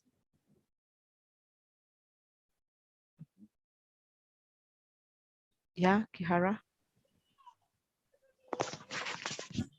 I will define them the way we define them as normal human beings and as a part of our culture in the workplace. We talk about respect. We talk about accountability. We talk about empowerment. We talk about teamwork. And we talk about integrity, which is a non-negotiable. And most of these behaviors, they are common sense. So that is what we say are the acceptable behaviors. Exactly. Until you find that they are not common to all. Exactly. Yes. And then yes, that's when common we sense have is not common. Not common to everyone until you start having that difficult conversation. So Yes. don't struggle with your behavior, guys. You already have them. Your behaviors, the values that you have are now how I should be able to carry myself as an individual. We have a value of integrity. So do I carry myself with integrity? The responsibilities that I have been given, do I execute them with integrity? When you see me outside, because I'm still a brand, I'm still carrying that brand, Catherine anafanya kazi kule, even when you see me out representing the company, do I carry myself with integrity? And integrity and respect are one of the universal behaviors that everybody should have. Then you have another, maybe let's take Another value in an organization, which we see a lot, is we are customer focus, or what is that? Customer friendly, or whatever it is. So how do I behave myself around that value? Am I greeting the customers when they come in? Good morning at the reception. How can I help you? How may I direct my call? That's good behavior. You get what I mean? When I come in the morning, I might not be a morning person, but at least I'm saying good morning to people, customer service. I am saying thank you, welcome, such kind, whatever. If you have another one like professionalism as one of your values, how is your work that you produce? You must be able to produce work that is fit for the other person to take and run with it. That's how is I keep saying, me as an individual, if I am producing work, is it ready for the other person to consume? Is that ready? Is it, or the other person will come asking questions? So our values are supposed to give us an impetus and a platform for how we are supposed to behave. So they come very naturally. And sometimes we have to reiterate them all the time, campaign against them and say, this is it, we have good values, and these are the behaviors that are expected to come out of it. So we can even define those behaviors that are supposed to come out from every value. And I see some organizations doing that. From every value, these are the 5 key behaviors that we need to have. Yes, Rhoda?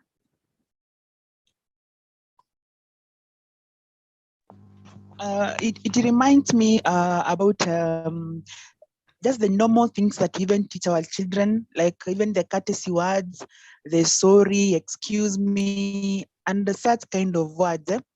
And I think greetings are very, very, very quite, they are very an integral part of us human beings, because I once had a manager whom, if he works in the morning, if you work in the morning, you find him at the reception. He had this habit of sitting at the reception. You find him there, you don't say hi to them. The day is done like that. It's like you have nothing to transact for the day. So he used to tell us that if you don't say hi to me in the morning, hata kama umeingia kama uko kwa simu, fine, I'll excuse you. Then after the phone, you can't talk forever. Finish your call, come back and say hi. If you don't say hi to me in the morning, we are done for the day. Don't come asking me anything. Like a greeting opens the transaction for the day.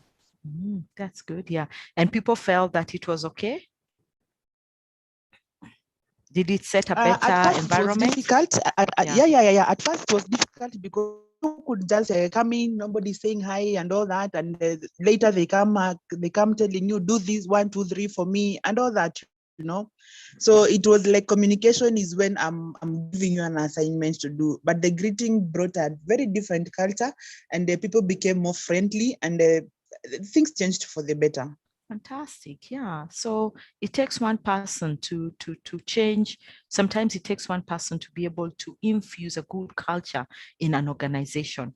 I remember when I was working the early parts of my career, there was a big merger between 2 companies that I worked for. And of course, every culture, every organization had its own culture. So we were trying to merge the 2 cultures and create a unified culture that was great to be successful in these brands. And you see all those kind of mergers, acquisitions, joint ventures, hostile takeovers, whatever we call them in the business world. And the CEO, fantastic leader. I mean, when I look at it in my younger years, I was 25 or thereabout, and she purposed to go to every office, because now we were all seated together. The two companies had come together, and every morning going to every office and say, good morning, everyone. How is it going? How is it? I mean, I was thinking, you're doing so many steps. I wish I could follow steps nowadays. I mean, in terms of health. But when we look back at how much she helped shape the culture of the organization, like what Rhoda is saying, going around, open communication, open door policy. Open door policy is not just opening your door and thinking subordinates will come. They'll never come. No, You will wait for them to come. They will never come. You know, all they want to see is you coming to them. That's why you, as whatever, open door communication. On Monday, are you going to Teams? As HR, are you saying when you have the finance meeting this week or the monthly meeting, invite us as HR. Let's go in as a team. And it's not you. If you're head of department, don't always be the one appearing. Let the person who's doing maybe Com and Ben go to the meeting one day if you have a big team, or if you're all generalists, take even the person who's coming, the most junior person, maybe if you have a HR assistant, go to the finance monthly team and sit there, do something different. Or you come say, this, invite us to come to your meeting, you know, or the other way around.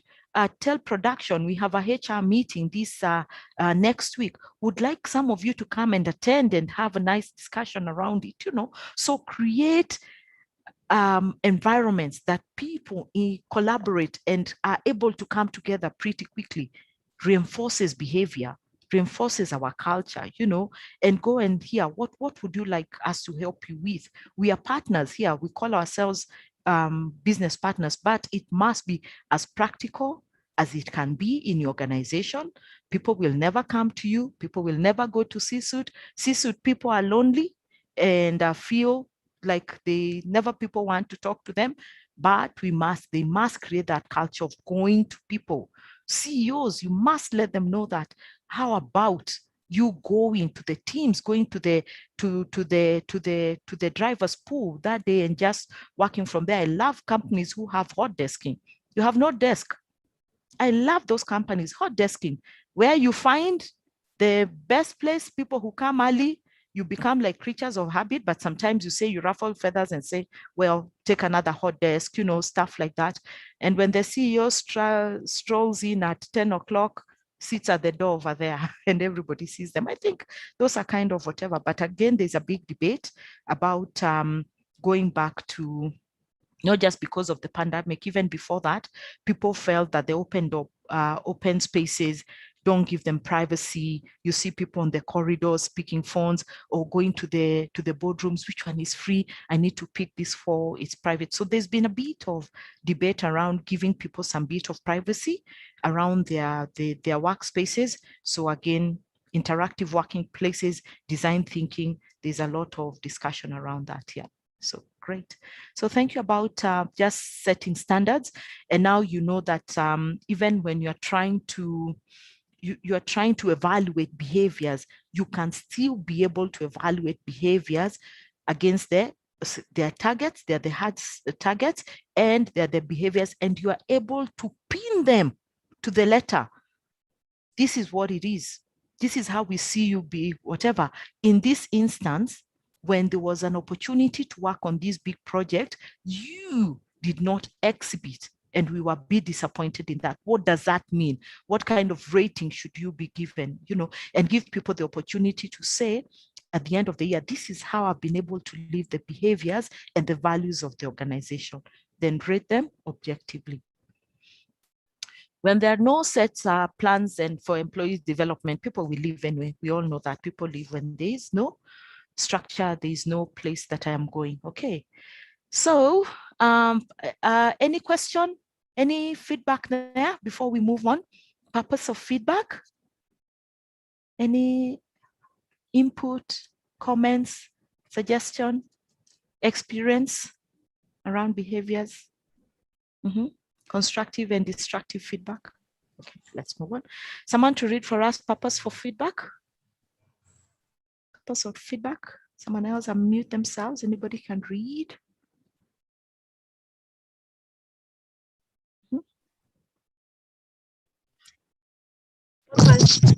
Purpose of feedback. Thank you. Provides information about behavior and performance against standards in such a way that recipients maintain a positive attitude towards themselves and work. Encourages recipients to commit themselves to a personal plan to move towards agreed standards of behavior and performance. Yeah, very important. Thank you, Grace. So provides information about whatever, so people are not grappling in the dark and thinking, oh, I didn't know that, you know, there's a set standard, this is what it is. And sometimes there are also consequences around that, and what happens when you get out of that policy, this procedure, and how do we bring you back to the fore to make sure that you are continuously successful in what you are doing, because everybody in the organization has a part to play.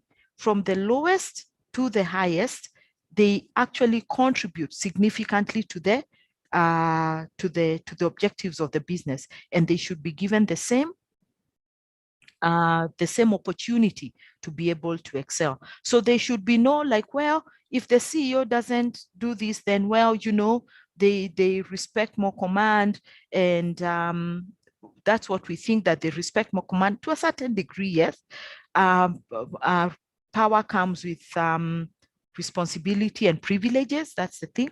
Rank comes with privileges and whatever, but we should not abuse it, you know. So at every level, it increases. And if you're not ready for that, then stay where you think you could be ready. You know, that's why I keep on saying, if you know that you cannot be trusted to be a cashier because money will tempt you, then don't become a cashier. Go and work at the back office and sign off approvals and stuff like that.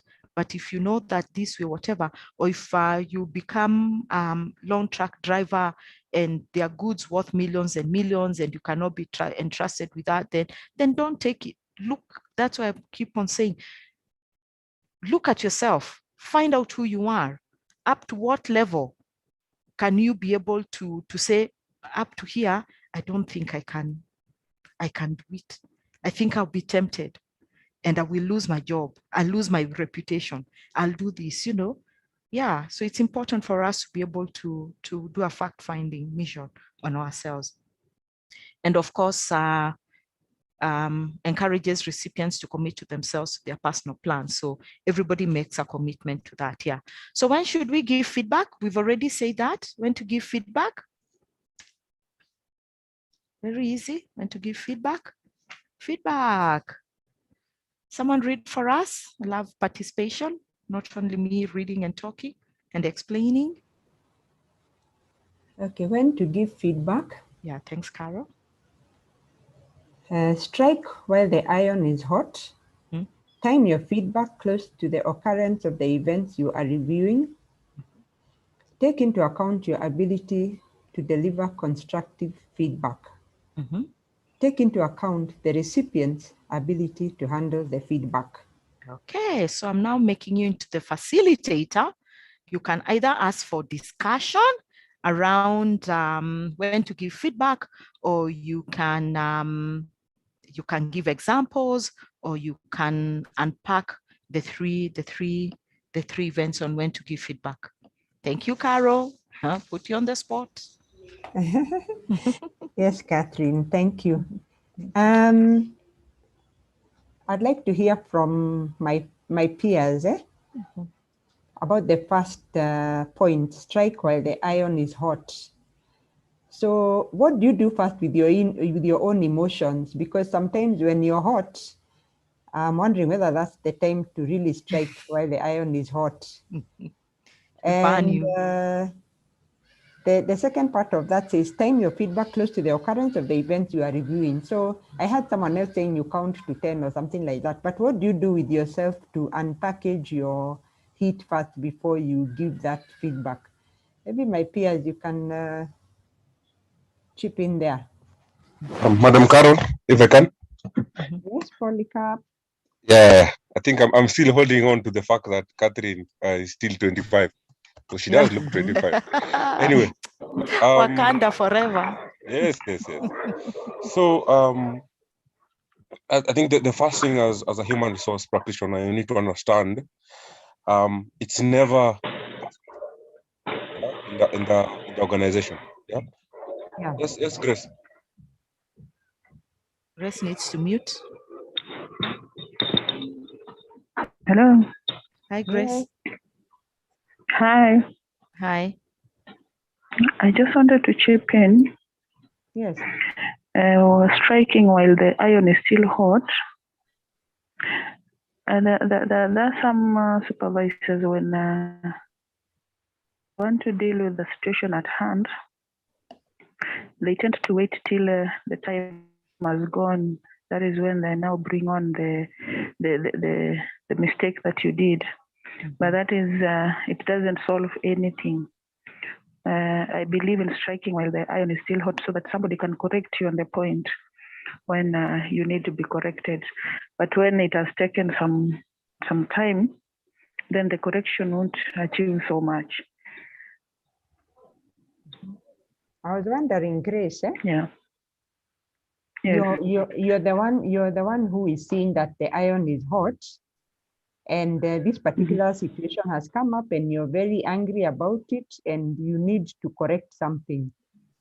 When you're doing it on the spot, how do you reorganize your emotions? Because remember, we've been told that the feedback should not be destructive.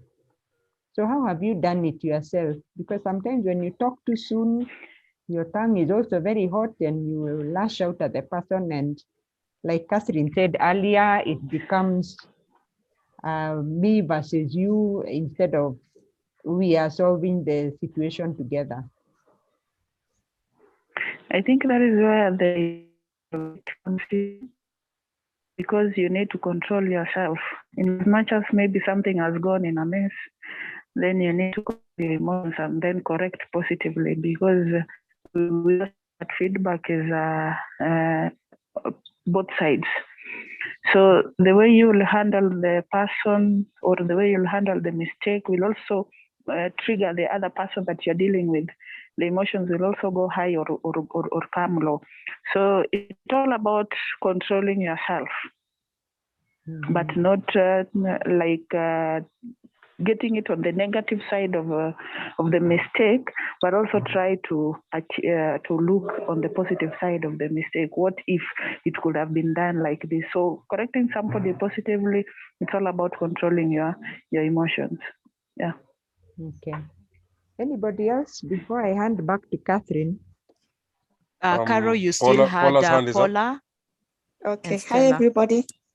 For me, in that situation, hello, I would define on what time is. Time can be a day if the occurrence has just happened and it's very hot. A day would not, or it's like 2 weeks, 2 days.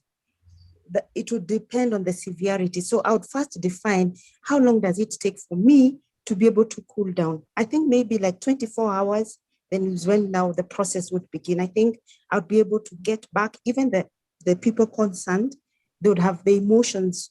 You'd be able to have removed yourself from the scenario and look at it objectively. So for me, I actually define on the time. Yes. Thank you. Thank you, Paula.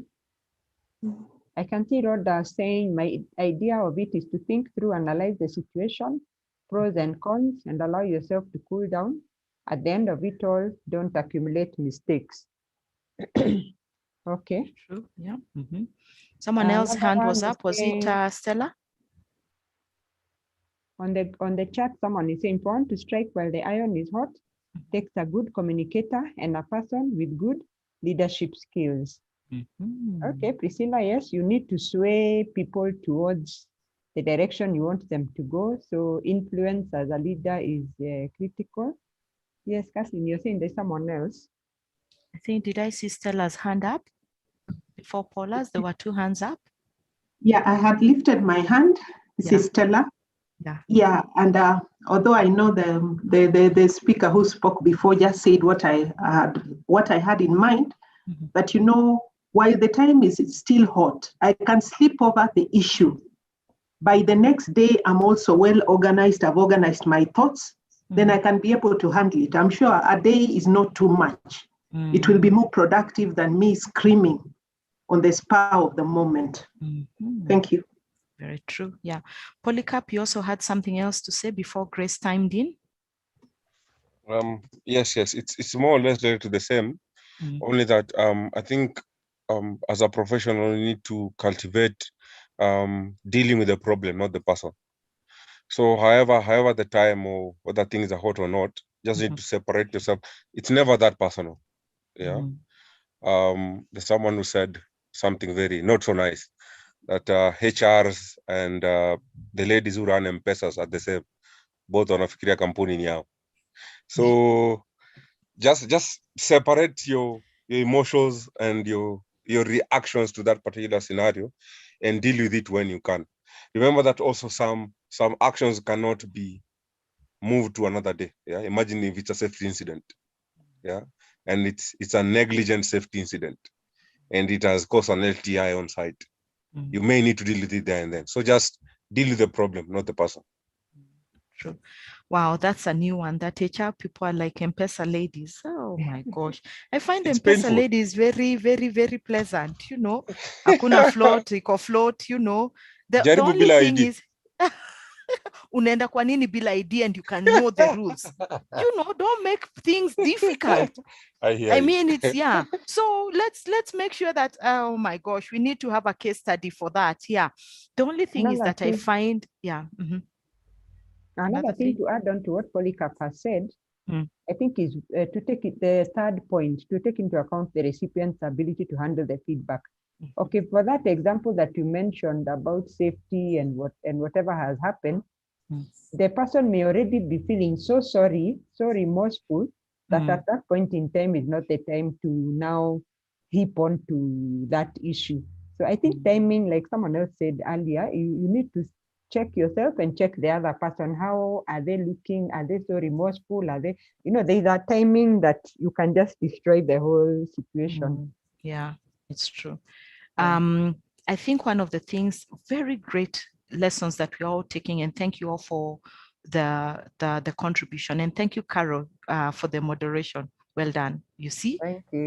People, natural, just trainers come out. So one of the seriously on that one. Yes, yeah, please.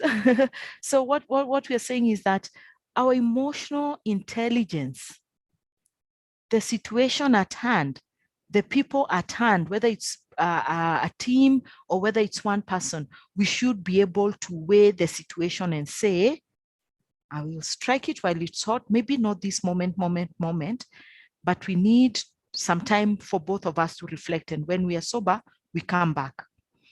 When it's a situation that needs to be handled and then maybe an accident in the factory, we want to debrief and find out, let's first put the situation back to normal. It's not a time of screaming. You are not paying attention. That is why, I mean, the product has all gone bad and now there are losses and whatever it is. Find out what's the situation of the person. They might be going through issues that when you listen, you'll just say, oh my gosh, you know, why didn't I see that earlier? So even if the accidents, first redeem the situation before we now start saying whom to blame and whom not to blame. And one of the other things about giving feedback is that let's not bring, we already closed an issue of a problem in January. Don't come back and say, I told you the same thing in January. Let's deal with this. There is a better way of saying it and say, maybe this is the third time this is happening. We already dealt with it in January. You promised that you are going to improve. You are going to pay more attention. It was going to get better, but it seems not to be getting better. Not, you know, the way you say, I told you in January, compared to the other statement I say, it's the third in a short stint of time, it's happening. How can we make it better? Is there anything that I need to know? How would you resolve this? And to make you successful, but it's becoming progressively difficult for us to continue like this, not for me to continue working with you. My gosh, some people will see heaven on Viusasa, and then they won't even have enough bundles to be seeing even heaven. Sorry, I didn't say that. It's my children who tell me that. Anyway, so, but it's important. Timing, our emotional situation at that time, how we are feeling, how the other person is going to take it, and without bringing things of 1900 into this new problem, we can only reference it if it is the same and it's continuing. And how we reference it, let the other person be able to think, anyway, even me, I'm joking. I need to do better. Are we together? So well done. Thank you very much. Yeah. In the interest of time, allow us to move on, and please time in. Yeah. Where to give feedback? Where do we give feedback? Praise in public, reprimand in private, a general rule. And someone had already actually alluded to that. The way of giving feedback, it's perhaps obvious, yeah, but you remember common sense is not common to everyone. So let's remind ourselves in the workplace, it is generally to seek a quiet room where you will not be overheard or interrupted. So many people will come and say, well, let's go to that room. And when HR calls you to the boardroom, so who should be calling you? Who should be calling you to give that feedback? Who should be calling? Sometimes HR, it's necessary for HR to be there. So generally, it's the line manager. Sometimes even not just to their office if they have an individual office, but how about going to a neutral room on the third floor if you have different floors and saying, let's meet in boardroom XYZ. Let's have a session there, you know. And sometimes even that kind of feedback, especially if it's negative feedback about maybe performance, how about even just making it much more cordial around a coffee break? Go to a corner and say maybe there you'll be interrupted, but start that conversation and say, I would like us to have a formal conversation. Why don't we meet in XYZ boardroom at 3? And does 3 work for you? Do you have time in your calendar? You know, and of course, if you can see people's calendars like what we can, I mean, nowadays, you can see when I'm free, you're able to pencil in a meeting then and say, this is for this agenda, will you be ready? Because feedback, I mean, especially if it's negative feedback, but you remember negative feedback is supposed to produce positive results and motivate the person.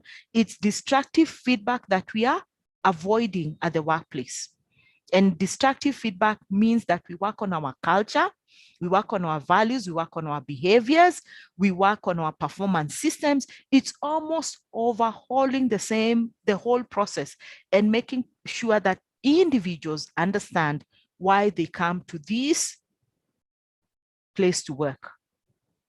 So that's a bigger one. That calls for much more work compared to saying, well, it's negative feedback, but you know that you'll be happy to receive this feedback.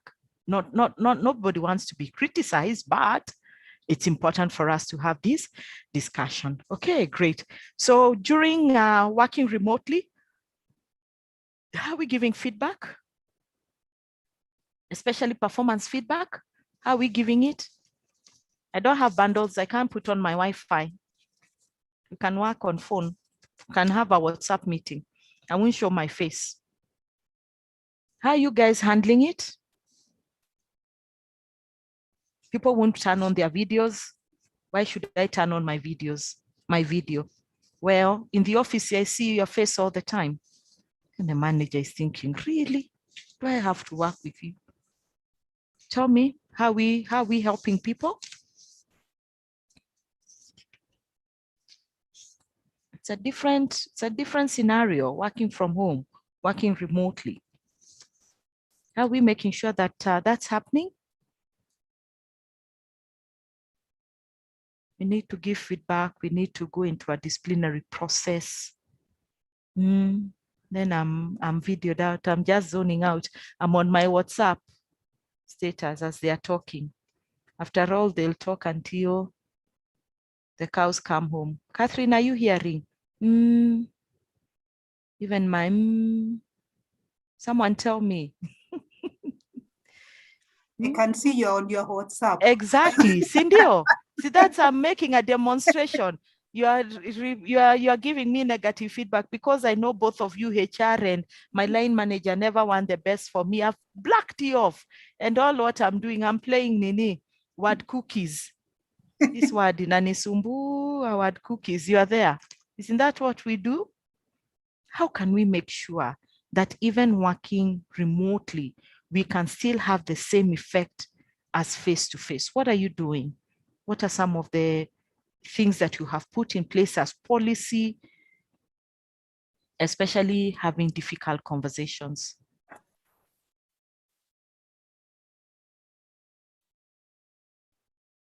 Guys, what have you done? Anything? Maybe I can share what we have done or what we did when the new normal stepped in. The first thing we did is we equipped the people in terms of how they can work remotely. Then we did a policy that guides how you work remotely, from your clocking in to your dress code, to your behavior, to your communication back.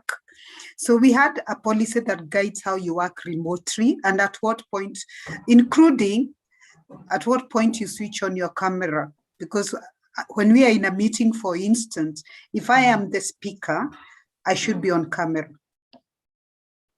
So there is a policy that we had to do to guide us as we work remotely. Then we agreed, as particularly when this started last year, we had meetings every morning. And some of those meetings were breakfast meetings just to know how you are. And to know, are you awake? Did you sleep well? Are you well? Are you, because it's not always about work. Yeah, it's about, we are now not meeting face to face. So to avoid a situation where we are disconnected, we had to meet every day on Teams at 7:30. And even if there is nothing concerning work we are going to talk about, I remember our CEO said, even if we are going to just share a joke, but it keeps us connected. So in terms of now giving feedback where really work was suffering, then that was left to the line manager and the specific employee, and to ensure that they are continuously connected in terms online, so that you are in tune with each other, sharing results in a timely manner. There are things that we had to put in place to agree with working remotely that kept us in touch with the organization. The culture and whatever, yeah. I know there's a big debate. I think that's good. In terms of, there's a big debate in terms of our culture, organizational cultures not being up to date, because new recruits coming in, they don't interact, they're not at the office to see people, to see the values being espoused by people in the corridors and at the workplace. So I know there's a lot of discussions behind the scenes by many management and HRs, just trying to see what do we do about this, but that's a story for another day. So I like what you say is that the speaker needs to put on their video, you know, the chair, as guys, the chair who chairing the session, your video must be on all the time. And if it's your turn to speak, we always encourage you to put on your video, you know, and but we also now are moving towards a policy that your videos must be on all the time. It's the same. We've enabled you. After all, we've said these are the things. Wake up, show up, dress as if you're going to meet the president of Kenya or your investor that you want to invest in your business, you know. Set the same tempo. And if you really want us to come up with a hybrid way, because you've seen the results that came up, I saw a poll of 65% of employees in a study worldwide says that they want to work remotely now. They never want to go back to the office. So whether you have a hybrid, you will still wake up, dress up, go to the office within the dress code of your organization. You know, why not do the same when you're at home, you know? And I keep thinking, hizi nguo zangu zote nitavaa lini? Me, that's my greatest worry. Sinivai tu vile nilikuwa naenda kwa ofisi, you know, change my handbag the way I go to the office. So maybe that would motivate you to dress up and show up. But we know that home is more relaxed. You're able to push more work. We are not saying that we want to police you, but we want to create that sense of our company policy and culture when we even working remotely.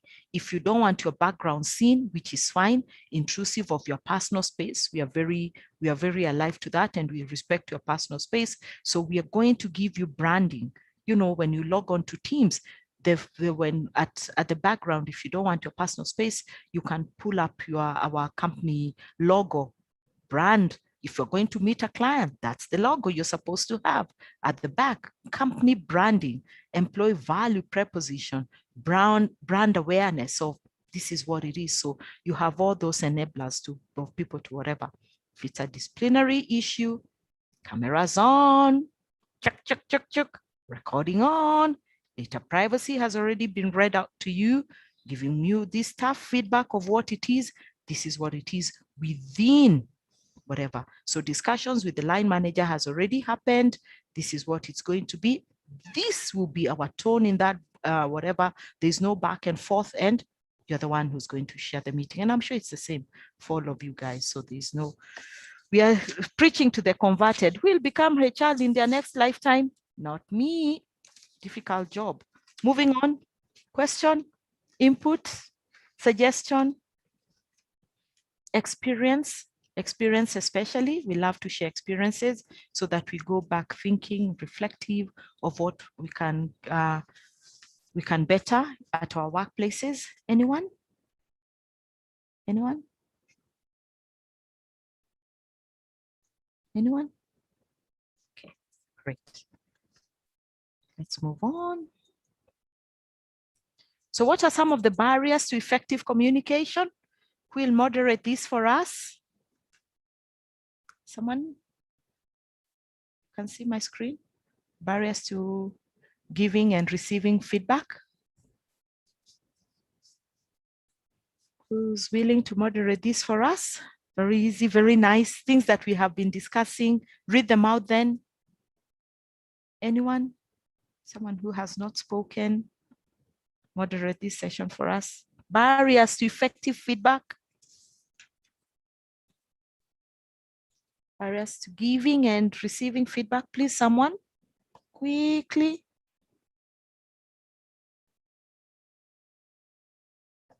Anyone? Please. Barriers to giving and receiving feedback. Thank you. So from the extreme left, strained personal relationship between the employee and the supervisor. If the feedback is not communicated with a listening mind, the recipient would perceive it as criticism. Then upper right, if there are no well-defined and accepted job definition and objectives for the job function, feedback can come as a shock or surprise. Then when the employee and supervisor do not share the same perception of what the functions are. Yeah, thank you very much. Grace, do you want to moderate? That give ask questions, be curious about it, or explain to us what the 3 barriers of giving and receiving feedback, put in an experience if need be. Okay, somebody else can moderate. I've just received a work call. Okay, that's fine. Yeah, someone else. We have talked about strained personal relationships.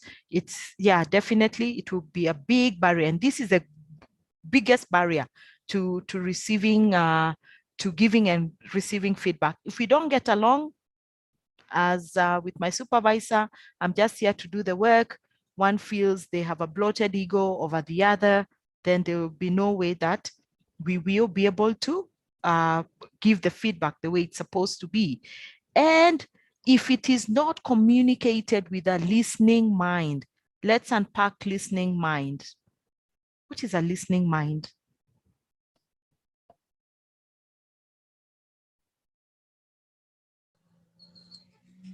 I think a listening mind, if I can answer, would be you need to probably show the,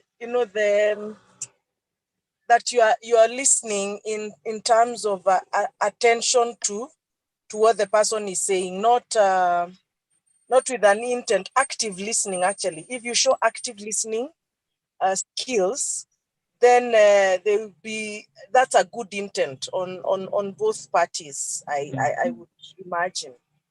Yeah, very true. Active listening, a listening mind. You are there, you are present, there, like what you have said. Very well put. The verbal, the non-verbal, The nonverbal takes a big percentage, you know, your demeanor, the way you are reacting, you know, the listening mind, very present and deliberate to be in that meeting, you know, the said and the unsaid, you are asking questions and giving that feedback at that appropriate time, you know. Yeah, you're only able to do that when you don't have strained personal relationships, good interpersonal relationships. You remember we discussed them in a slide earlier there. Destructive feedback, negative feedback, positive feedback. Do people really understand their jobs? Define job descriptions, objectives, job functions. Overall, do we feel that people should know, they do understand?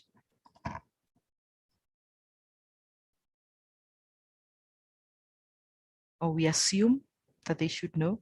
The JD that I came in 1950 is the same, and things have evolved.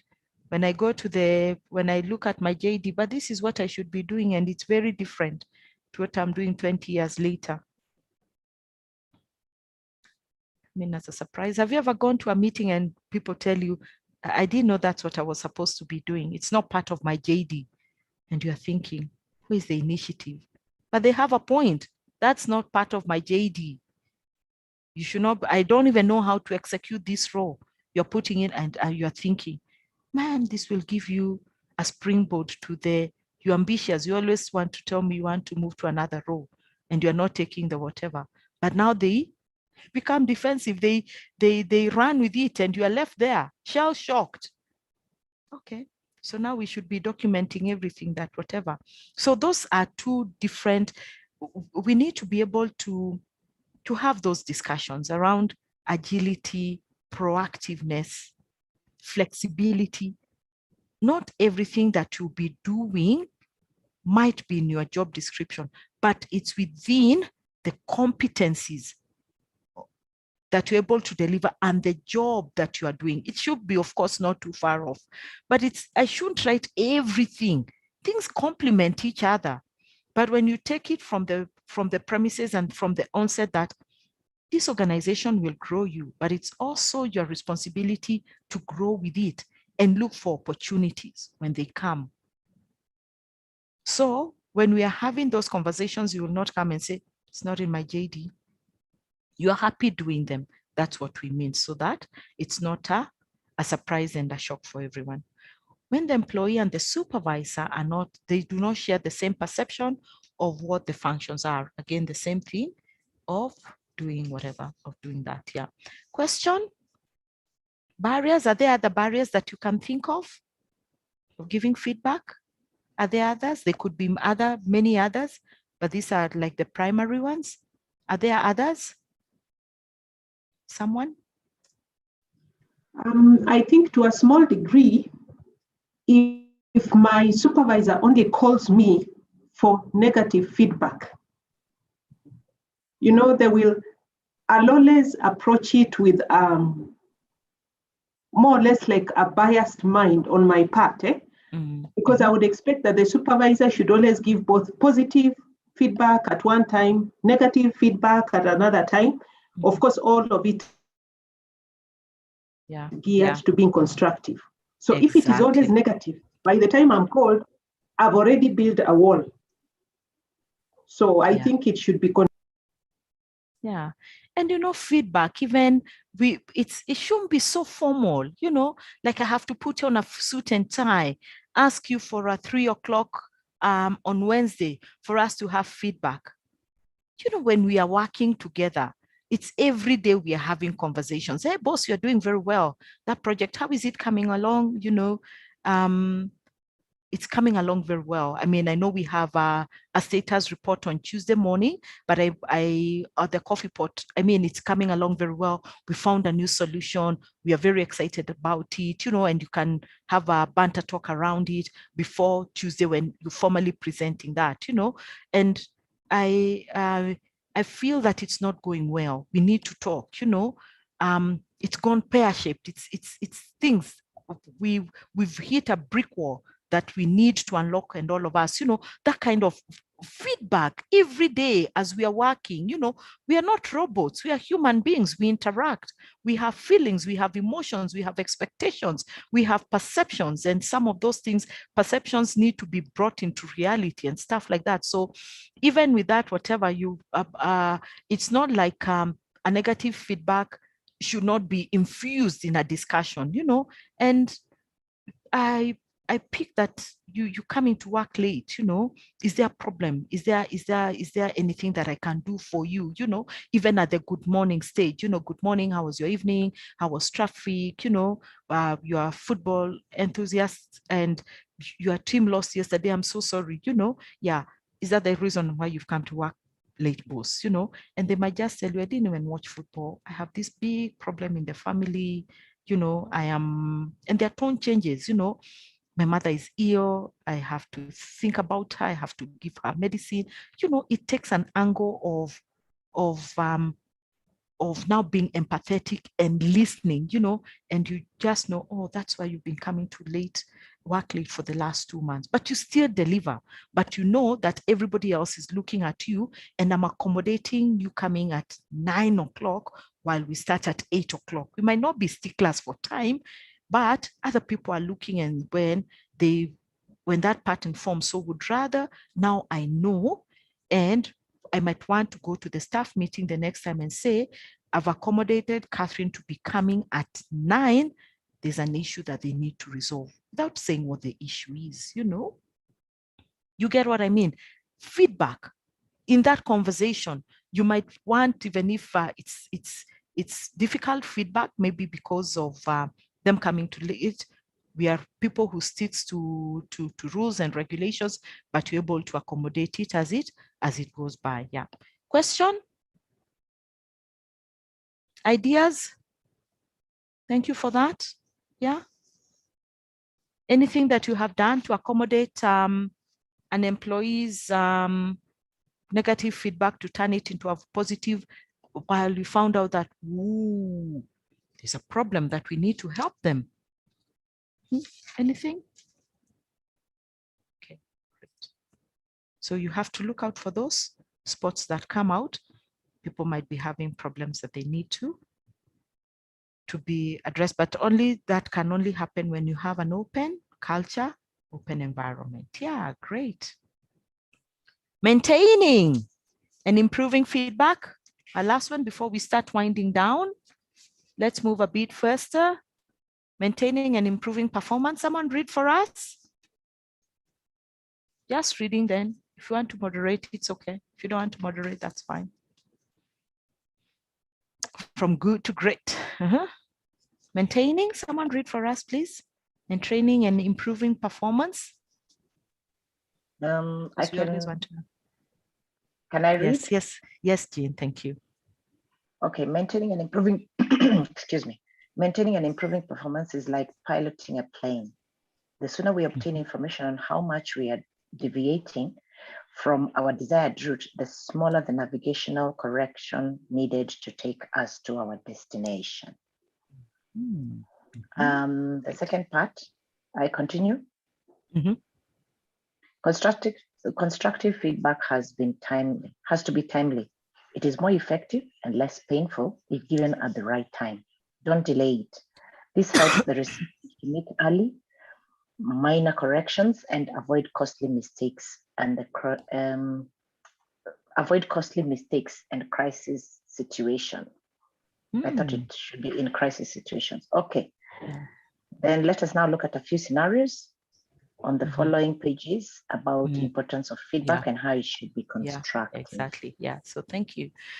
So maintaining, you always want to maintain constructive.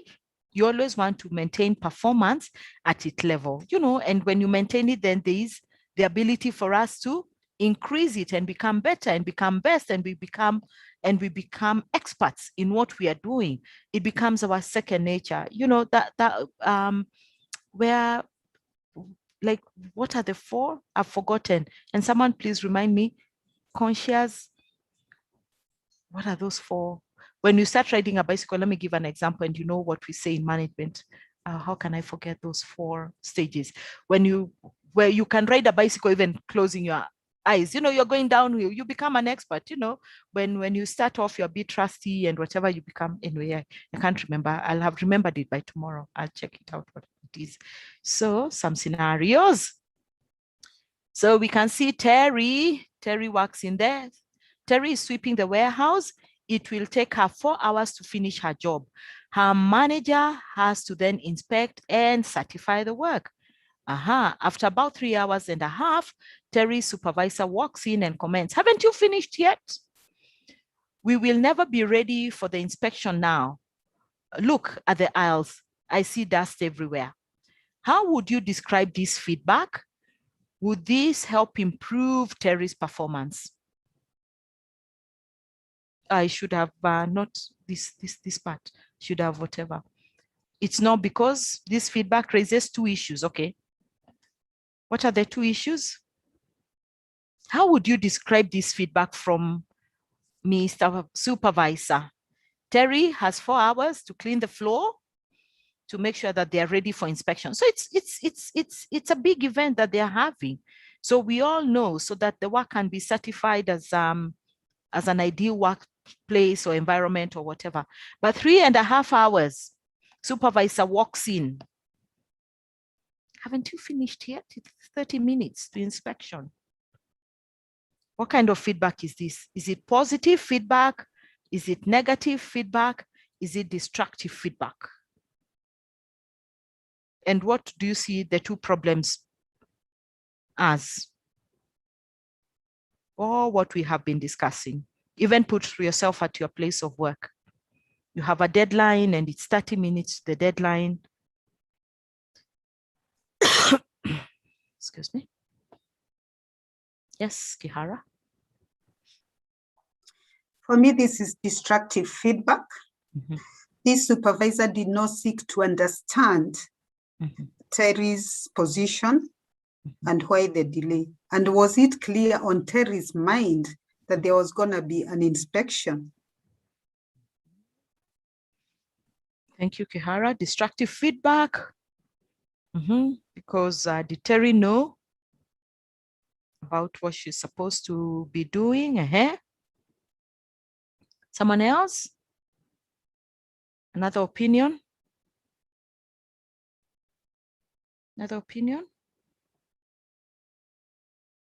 The time allocated for the work is not yet over, because it was to take her 4 hours. The supervisor is walking in after 3.5 hours, criticizing. I see here he has mentioned, look at the eyes. Probably the way Terry had planned her work, she was to finish with the eyes. So based on her planning, probably within the 4 hours, everything would have been done. So I think it is not constructive feedback, because, he does not, he's commenting, talking before the time is up, and without knowing how she has planned her work, probably. Very true. Okay. I like that. I like both what both of you are saying. Let me turn it another way of it's 3.5 hours to an important function. As a supervisor, what would you do? In the ideal, we work together, it's 3.5 hours, it's an important function. We have 30 minutes, maybe the aisles are still not clean, and you see, and then you're just like this, hey, big boss, oh my gosh, yeah. Chiro? In terms of being a supervisor and we have an important function, either I would have planned for the work to be done earlier, or I would evaluate the tasks involved in doing that particular work, then see whether we need additional resources so that we could help Terry out for us to be within the desired time to complete the tasks. Exactly. Someone else? Yeah, very true. Other resources, ask earlier. Someone else, as a good supervisor, what would you do?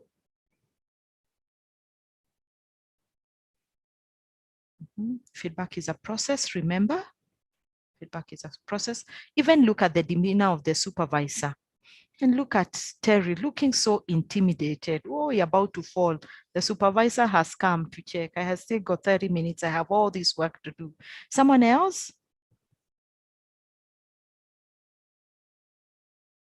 Feedback? I think he should also ask Terry if she needs help within the remaining half hour to finish the work, or if she thinks she'll be able to finish. Yeah. Have you ever seen such a good supervisor where you come and where can I help you? We are 30 minutes. What can I do? You know, takes the mop or even takes the project and say, finish on this one. Let me finish on this one. What have you done? You know, and help. It feels so good, you know, teamwork. Yeah. Terry has just 30 minutes to complete her work. The feedback is so delayed. What you guys have said, that does not have sufficient time for corrective action. The feedback is destructive, not constructive. It told her what was wrong without any suggestions to either present or further improvements, isn't it? So we totally agree. And is that what many times what happens at the workplace, guys? Isn't it? Sometimes it happens like that. You didn't meet the deadline. What's wrong with you? How can you? Now you start attacking Catherine without even knowing what is the problem. What's the issue? You know, instead of telling me, well, we have 4 hours to finish in this task. Do you think we'll be able to whatever? Let's have a plan on how to do it. Because also Terry is the expert in cleaning. She's the expert in cleaning. It could be any other example. It's not just mopping floors and making the place ready. It could be you putting up that new brand product that we want out there. It could be at any point in the organization, okay? So we look at another problem, alternative approach. The supervisor says, Terry, it is good to see you making progress. Another alternative for the guy to come and say, we have only 30 minutes left for the inspection. I suggest you clean row by row, then you can do the job faster. The inspection standards require that there should be no litter anywhere. You have left some litter there at the corner. That corner, you might find it helpful to use a smaller brush in those areas. I'm just around. Call me if you need any help. Is that reassuring? I can see many of you nodding your heads. You know, give some suggestions. We have 30 minutes, and this is where the supervisors, the inspectors will concentrate on. So let's make sure that those little things that are still pending within the 30 minutes, you're able to accomplish them. And I'm sure she would be whatever, she would be in a better position. It would motivate her to do whatever. Yeah. So what does the recipient knows? Basically, all constructive feedback lets recipients know how they are doing against the standards, what are the standards, what they should change to meet the standards, how long they have to improve, what support they can expect from you. Is that true? If you don't take anything out today, I know a lot have been discussed, whatever.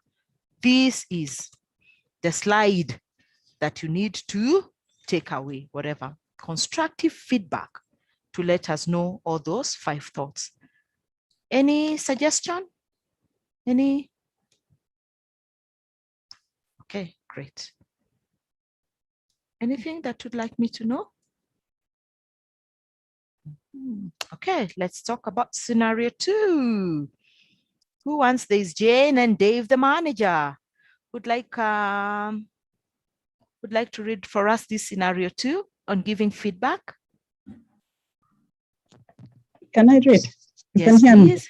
Yes, we can hear Okay. you. Thanks, Priscilla. Thank you. Thank you. I thought it wasn't working. Jane has just scenario 2. There's Jane and Dave, the manager. Jane has just completed a market survey report. Her manager, Dave, is reviewing the report. He tells her, your report is excellent. The structure and clarity are top class. You have also made it ready on time. Can I offer you some suggestion to further improve your future reports? You have extensively used tables to convey the main points. You can consider including diagrams too. I want to know what your views are. Great. So what kind of feedback is that?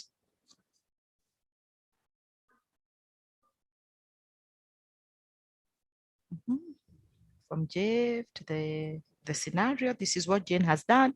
This is the feedback that the manager has given Jane. Constructive. Where would you term it as constructive? Because the boss, Deb, is willing to improve Jane through giving her point of what she can do to improve her work. And even the wordings of Dave are friendly. They are not destructive. You feel nice when your boss talks to you like that. Great. Thank you. Thanks, Priscilla. Very true. What else has Dave put up there? Yeah, Kihara? I think for me, it's a bit disruptive because I have learned that when you give very positive feedback, then at the end, you put a but. Whatever was before that but becomes irrelevant. I have listened to the last sentence of Dave, the manager. It watered down the positive feedback that he had given Jane. Okay. Someone else? There's a but now that has been introduced, which will make but. Okay. Have you now, what have you done here? Someone else?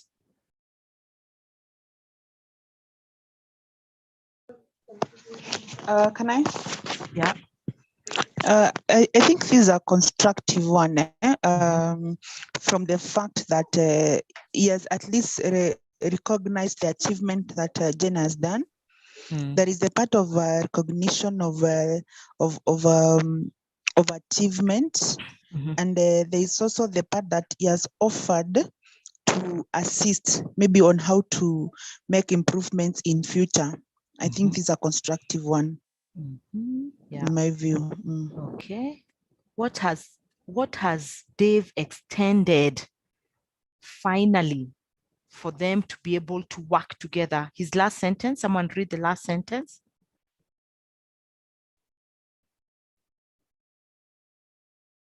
Someone unmute. Priscilla? Yeah. Okay. Thank you. I want to know what your views are. Yeah, exactly. I've told you all these. What are your views? You know, I just don't want to impose.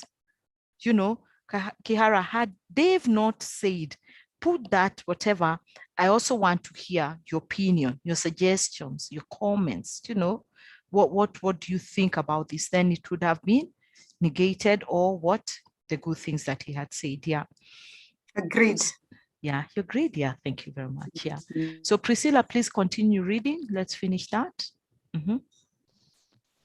Dave. Thank you. Dave has done a splendid job. Jane feels that Dave's feedback is genuine, not because he heaped compliments.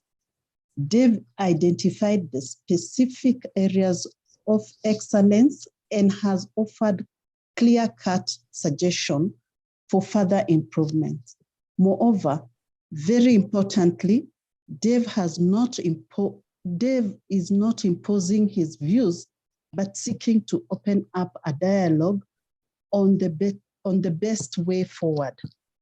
Constructive feedback should always be like this, two-way, allowing the recipient to probe the comments and be involved in the decision-making, in discussion-making for further action. Great, thank you. Yeah, any comment? Any feedback there for us to know what it is? Yeah, So very important for us to be able to get there. So we have 15 minutes before we go. I want us, the others are just scenarios in terms of the same, you know, negative feedback, constructive feedback, positive feedback in terms of performance. We can come back to them tomorrow as our recap of that. I would like us to go to the 10 tools. Is that okay? The 10 tools of giving feedback. So allow me to go through these and you will see those scenarios, learning, and okay. So the 10 tools of how to give feedback, very important, something that we were all looking forward. So how do we give feedback? I will read them out, then we can be able to discuss them even before we look at what the slides say. The slides will just be like a recap of what we will have discussed. And these are things that we have whatever been discussing. So analyze the current situation, decide on your outcomes and objectives, calibrate for responsiveness, create the right environment, communicate effectively, describe the behavior you wish to change, describe the behavior you want, seek solutions together, focus on what is good, get the agreement. Yeah. So we are very important. The 10 tools that you need when you are providing feedback. So let's unmute ourselves and have a discussion and maybe just give examples around what does it mean to analyze the current situation. Something has happened at the workplace. Remember that feedback is a communication process that needs to be handled when it occurs. Whether positive, negative, and not leading to destructive feedback. Let's go. The 10 tools that we use, that we'll need when we are discussing feedback. So what does it mean to analyze the current situation? Hi, Catherine. Yes, yeah. Hi, Polycarp. To analyze the situation, allow me to take you to the Terry scenario. It's basically to ascertain, okay, what was the scope, what has been done, and what is the gap. That with those three, that to be what I would take as the analysis of the current situation. Basically, what was the scope, what was supposed to be done, what has been done, and what is the gap. Exactly. The current scope. This is the matter that we have at hand. So we all understand this is the matter and this is what needs, this was what was expected to be done. Someone else? Yes, thank you, Polycarp. Someone else? Someone else? Any? Okay. So decide. Calibrate for receptiveness. So we've not gotten there. We are still analyzing. I like the fact that, and you are the one to answer that. Who was that? Unaona vile mtu Karo, unaona vile mtu jinini? Kierere mchuzi ya panya.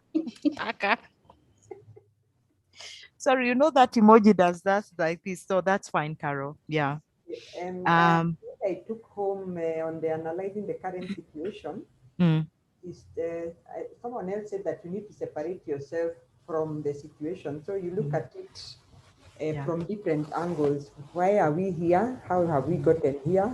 And what could we have done better? So I think you have to gain ownership of the problem, even if it was not you created it. Yeah, true. Analyze the current situation. Very true. We focus on the issue, not the person. Of course, there's always a person who has done it, and the person has a name. Remember, the person also has feelings and has emotions. Yeah. But again, we have still not discussed in depth people who never, ever, ever admit, and their behavior is the one that leads them to us having that feedback situation. No, no, no, no, no. You cannot attack me like that. I refuse, I refuse, I refuse. And you are always attacking me. What is this all about? What do you mean by my behavior? Should I be greeting you every morning? We're all here to work. You earn a salary. I earn a salary. You know people who talk like that, isn't it?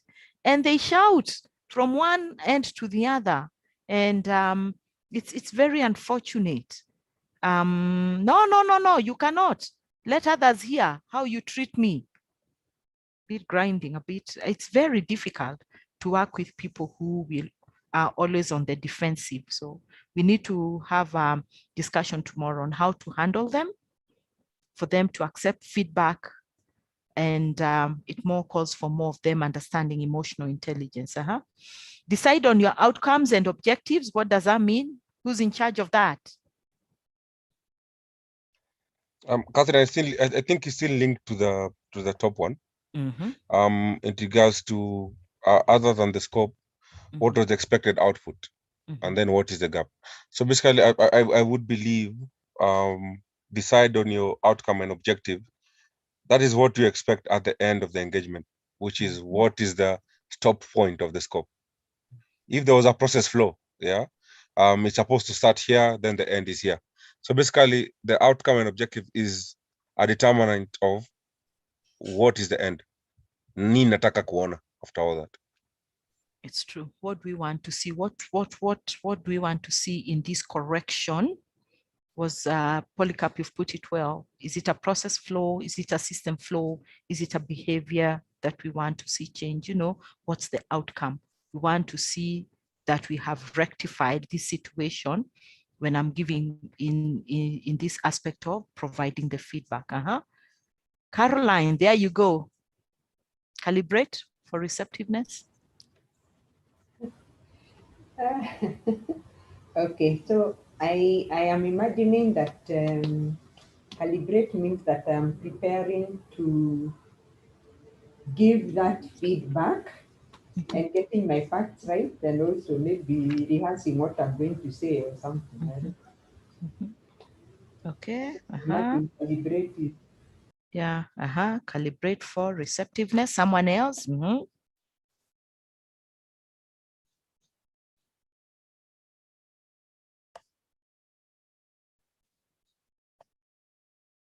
Receptiveness, calibrate. When we calibrate, the only thing that I see at the end of the year, HRs, everyone saying, boy, we are calibrating bonus, we are calibrating performance, you know, calibrating, you know, and everybody in the corridors is looking at you every time you are holding that, these files going to the boardroom with management, you know, they're thinking, oh, there goes the calibration. That is the one time they think that shrouded in mystery, magicians, bad people, they want to equalize standard, what I've done well, what they calibrating, you know, and they want to know what happens to the last dot of the letter.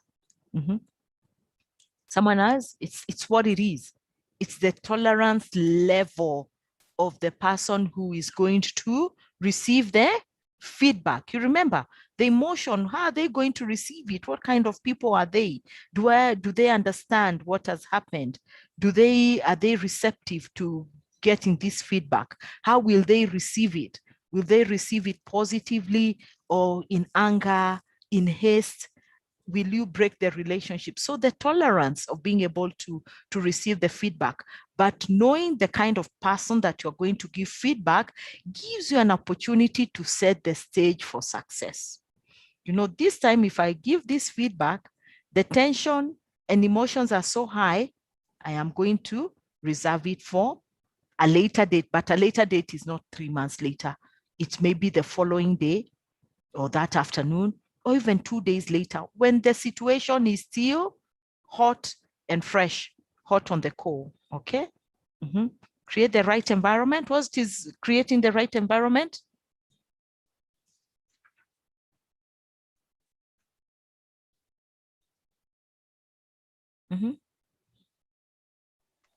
Creating the right environment. Please, let's quickly just... if I can? Yes, yeah. I think it's, I'd take that point twofold. One, environment in regards to the situational awareness around and also two, in regards to the actual environment, the physical. Yeah. So in the first end is, even if you're in the wrong, you wouldn't be comfortable going into an office. You find your manager, hands folded, body posture all off. Yeah, already you feel the tension in the room. Yeah, so that room is not conducive. Exactly. The other bit is, I used to have a line manager whom initially I didn't like his approach, but he used to like the environment of the plant.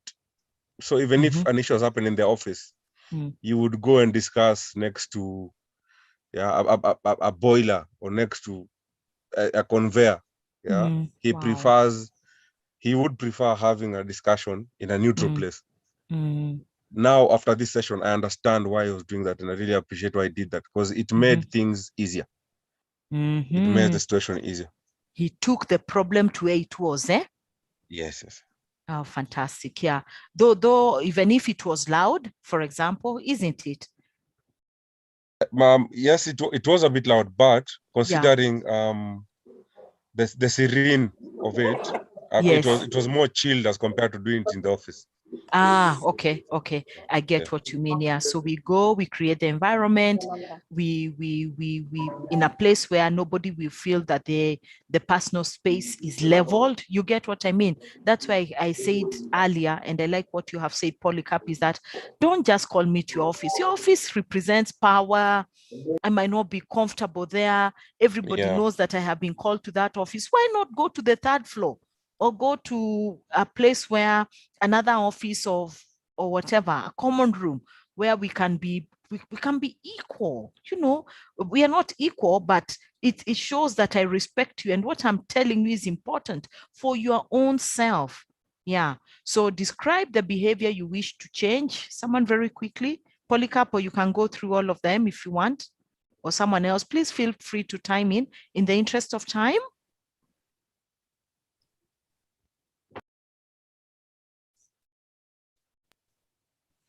I wouldn't mind, but I can propose. Please, Priscilla, you can go. I like that.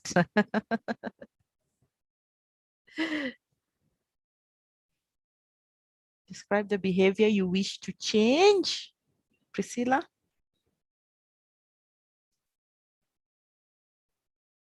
Maybe she's doing something else. Someone else? Someone else? Someone else? I can take it. So basically, you as part of the output, as part of what you want to see, you using the simplest language and as understood by the user, you explain the behavior that you wish to change, and also the behavior you want to see. So this is where linguistics are quite important. Yeah. How you speak to a manager is not how you speak to a process minder or a casual. So it's just basically the language that you choose has to fit the recipient of the information.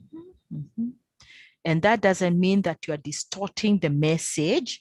It just means that you are coming to their level of understanding and parking and asking them, well, let me rephrase, do you understand this? Let's have a dialogue, just for them to understand how you speak to the CEO, how the CEO speak to themselves is very different to how we all speak to the driver who's driving him. I totally understand. 6 solutions together. You remember Dave and Jane's scenario? What does that speak to us? Polycarp, then you can finish all the 10 tools. Yes. Thanks.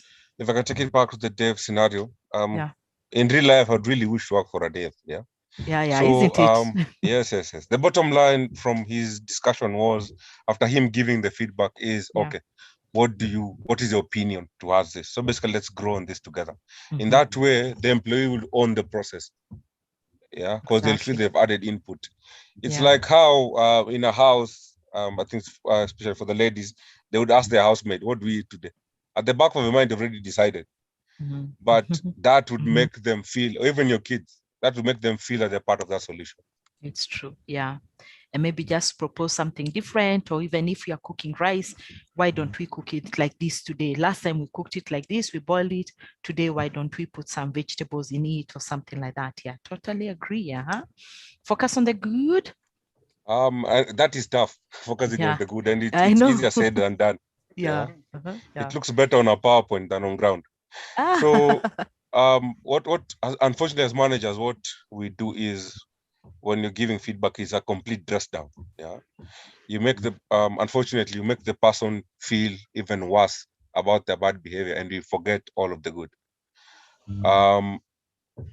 There's a nursery rhyme, count your blessings. So this is when one of them is to come through, where you actually look at the good instead of just focusing on the bad. Yeah, very true. And getting an agreement. The end of all this is to arrive at a consensus. If I can go back to the dev scenario, I believe Jen will have given her input, and then an agreement would come from that solution. So from all these 10 tools, the output is to come up with an agreement that is aligned to both parties. Exactly. Yeah. So I'd like to go back. Yeah, thank you for wrapping it up. From these 10 tools is to come up with an agreement that is amicable and is solution focused towards the issue at hand, and to make the person a better person in terms of building relationships and going forward in terms of their performance and their work, whether it was negative feedback, whether it was positive feedback. Focusing on the good is extremely difficult, even as us and as individuals. And today I would like to ask to reflect back when you go back to your workplace, or if you're already there, judging people using your own standards. High standards, low, whatever standard you set, this is my standard and this is what people, that is always the problem, because half the time, why can't you see? I mean, it's no brainer for me. And then you remember, oops, the other person, someone needs to mute, someone is very different from what from me.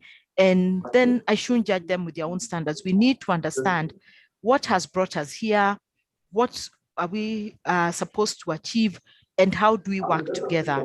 And then we have all these standards that actually help us work together in harmony and to ascribe to the same standard. That's why we have a template. What time do we come to work? We're all supposed to report at 9. We all come in at 9, but coming in at 9 also means that there is another standard of coming in at 9 and not reading the newspaper for the next 30 minutes, unless you're in communication, finding out how many times our brand has been reported in the newspaper, in the media, or something like that. We need to ascribe to that, report, get back to your emails. We all receive emails. What's the standard?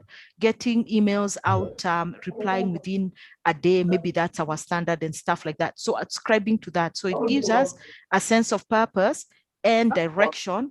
And if those directions and systems and processes are not followed, then we also have consequences around that. Yeah.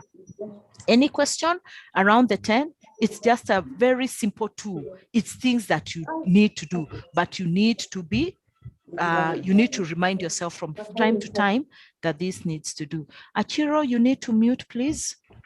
So that's how it is. Question before I'll stop share here now and go back and say, tomorrow we'll continue from where we left with more tools. I'll go back to 1 or 2 scenarios. Who is not muted? How do I mute all? Yeah, then they go to second service. During the last time, most people went back home. Dan, can you mute everyone, please? Yeah. Dan, are you able to mute everyone? So, takeaways from today's webinar? Was it useful? Then you need to mute everyone first, please. Catherine, it's Paula. Paula is not muted. Miss Paula, please Paula mute. Kendi. Paula, please mute. Thank you. Thanks, Paula. So, day 1, how is it? Achiro's hand is up. Achiro, yes. Yeah, thanks, Achiro. Day 1 was informative. Yeah, at times, the things that we take like just basic information, critically, when you look at it, they really have got impact. It was a good session. I came in halfway, but I was able to get the logic and the sequence of how it was flowing. So I loved the 10 tools of giving feedback, and I've really appreciated how you've taken us through. Thank you so much. You're most welcome. We hope to see you tomorrow, bright and early. Yes, Caroline? The session was good, and I particularly now I'm aware about the constructive feedback. That I need to give more thoughts before I give feedback, and also to put a thought process into it and to make it systematic each time. So not to just go all out giving feedback before I've thought through what I need to say. So thank you, and I look forward to learning even more tomorrow. Fantastic. Happy to hear. Anybody else learning takes away something that you can do?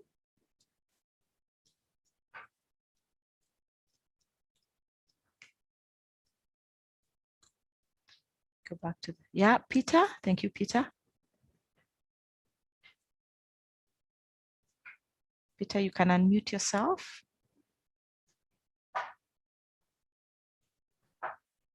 Okay. I say that I joined a little bit late, about 40 minutes, but I've enjoyed the flow.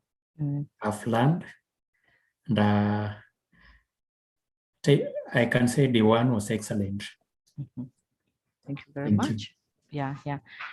I like this, Faith. My takeaway is always focus on what is good. Yeah, that's very good. Someone has always something good to say. Yeah, okay. Anybody else before we, whatever? Thank you, Dan, for letting us know that the recording for this webinar is on the LMS, and you can get the notes. Tomorrow we'll go through the scenarios, and then we also just go through the 10 points, I mean, like what's highlighted in the notes, and then continue. Yeah, okay. Thank you, Liz, for letting us know about your takeaways of negative and destructive and negative feedback. Great insights. Thank you. Yeah, thank you everybody for the positive feedback. I like also to hear feedback. It's important as a trainer. What should we do more? What should I do less? You know, yeah, I think that's good. Thank you, everyone. I really appreciate it. Okay.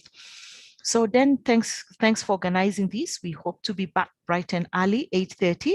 And to continue that, my reflection today is that look for the positive, look at the kind of feedback that your organization gives, highlight to managers negative, positive, and destructive feedback, and also look at whether you judge people using your own standards. So we see you bright again tomorrow, and have a good, blessed day. See you guys tomorrow. It was really nice interacting. Bye, guys. Take care. Cheers. Have a good one. Take care. Bye. Yeah.